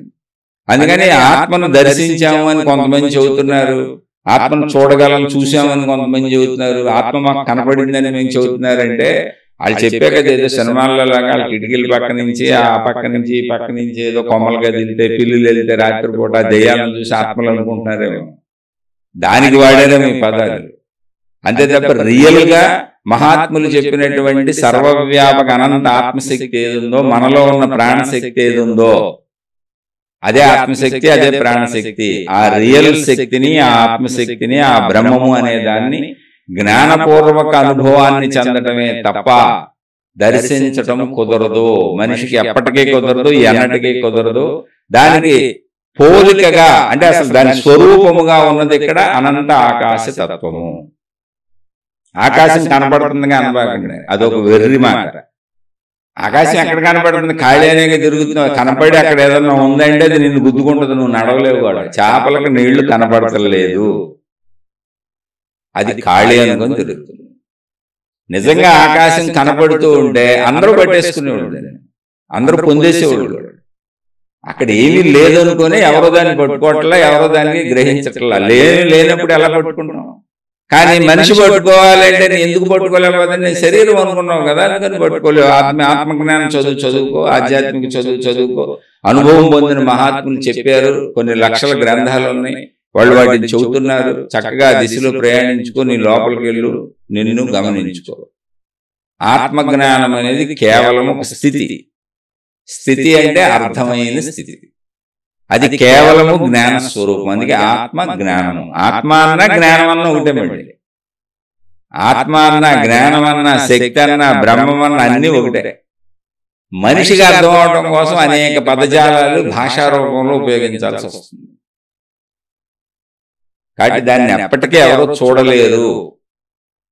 అంటే మళ్ళీ దీనికి మీకు ఉదాహరణ చెప్పాలంటే, ఒక ఉప్పు బొమ్మ సముద్రపు వివరాలు మొత్తం తెలుసుకొస్తానని బయలుదేరింది. సముద్రంలో దాని వివరాలు ఏంటి? అసలు సముద్రం లోతు ఎంత, సముద్రం ఎంత దూరం ఉంది, దాని వెడల్పు ఎంత, పొడవు ఎంత, అన్నీ తెలుసుకొచ్చేస్తా. అసలు లోపలికి దిగినాక ఎలా ఉంటది? మొత్తం చల్లగానే ఉంటుంది, ఆ లోపల వేడిగా ఉంటుంది, ఆ లోపల ఏమేమి ఉన్నాయి, కొండలు, పర్వతాలు, నదులు, ఎన్ని రకాల జీవులు ఉన్నాయి, మొత్తం లిస్ట్ రాసుకొచ్చేస్తానని బయలుదేరింది. లేటెస్ట్ అప్డేట్ గా బయలుదేరింది. సముద్రంలోకి వెళ్ళిన ఉప్పు బొమ్మ తిరిగి వస్తుందా? ఒకసారి ఆలోచించండి, ఏమవుద్ది? కరిగి కలిసిపోతుంది. ఇప్పుడు ఆ ఉప్పు బొమ్మకు సముద్రం గురించి తెలియలేదా? తెలిసింది. ఏమని తెలిసింది? నేను సముద్రం అయిపోయాననే అనుభవం కలిగింది. ఎంత ఉందో ఏంటో తెలియదు, ఎందుకని మొత్తం నేనే ఉన్నప్పుడు అసలు ఎంత ఉన్నాను అనే ప్రశ్నే రాదుగా. మొత్తం నేనే ఉన్నప్పుడు అసలు నేను అనే పదమే పుట్టదుగా. అసలు సృష్టి మొత్తం ఒక్కసారి ఊహించుకోండి, మీకు ఏం అక్కర్లా. మొత్తం సృష్టి అంతా ఉంది, మనుషులు లేరంటే, మీరు ఒక్కళ్ళే ఉన్నారు. ఇప్పుడు నేను అని ఎవరికి చెబుతారు మీరు? అది మీ పేరు, మీ ఊరితో పని ఉందా? మీకు పేరు పెట్టాలా? మీకు ఊరు ఉండాలా? ఎవరు లేరుగా, మీరు ఒక్కళ్ళే ఉంది. మీ మతం ఏంటి, మీ దేవుడు ఎవరు, మీ కులం ఏంటి, మీ జాతి ఏంటి, అసలు ఇవన్నీ అవసరాలు అవుతాయా? అసలు మీరు బట్టలు కట్టుకోవాల్సిన అవసరం ఉంటుంది అప్పుడు? మీరు ఆలోచించండి ఒకసారి. అంటే ఊహేగా ఏముంది, వాస్తవంగా ఊహించండి, మీకే ఆన్సర్ వచ్చేస్తుంది. అసలు మనుషులు ఎవరూ లేరు, నేను అనే పదజాలం ఉపయోగించాల్సిన అవసరం వస్తుంది. అసలు భాషతో అవసరం వస్తుందా? అసలు భాష అవసరం అవుద్దా? మాట అవసరం అవుద్దా? శబ్దమే అవసరం అవుద్ది అసలు. ఎందుకని? ఇంకొకళ్ళు ఉంటే చెప్పడానికి శబ్దం కావాలి. ఎవరు లేరు, నువ్వు ఒక్కడే ఉంటే శబ్దం ఎందుకు? అవసరత ఏముంది? ఏమీ లేదు, నేను ఒక్కడే ఉన్నాను. అలాగే సర్వవ్యాపకంగా ఉన్నది ఒకటే, అనంత ఆత్మశక్తి. ఉప్పు బొమ్మ సముద్రంలో కలిసిపోయినట్టుగా ఉప్పు బొమ్మ నేను కోల్పోయాను అనుకోదు, ఉన్నది కలిసిపోయింది, సముద్రం అయిపోయింది.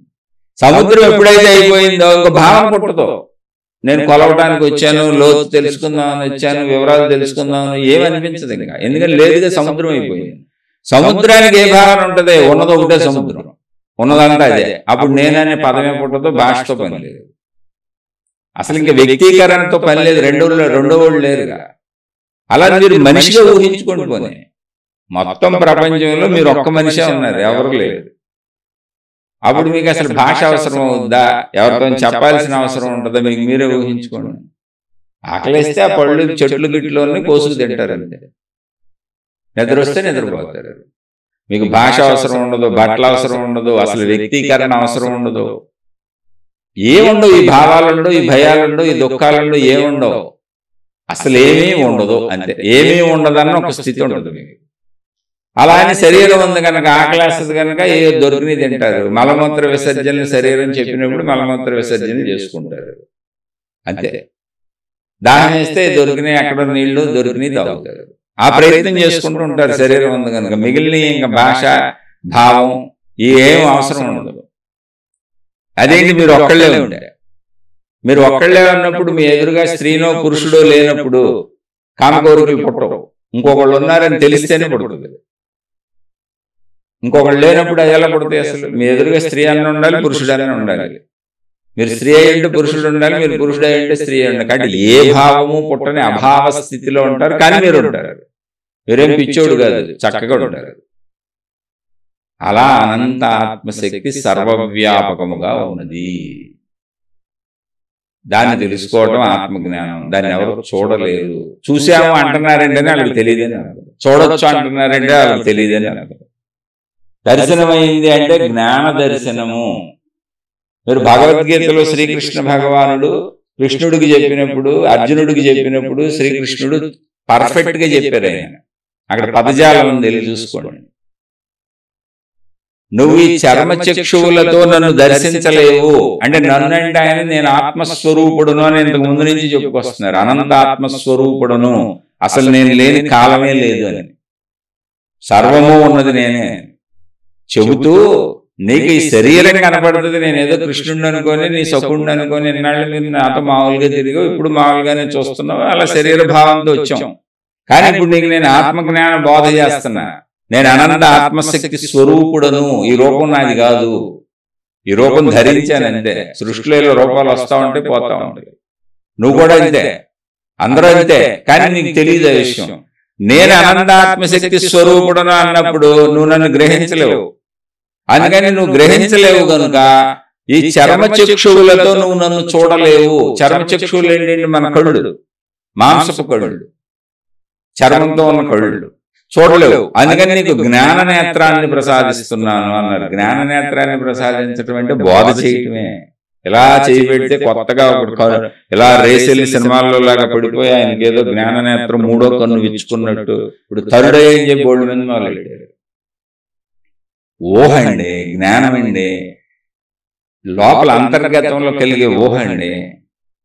దాన్ని సరైన దిశలో వాడితే అది ఆత్మజ్ఞానం, దాన్ని అపసవ్య దిశలో వాడితే అదే అజ్ఞానం. అంతే, ఏం లేదు అక్కడ.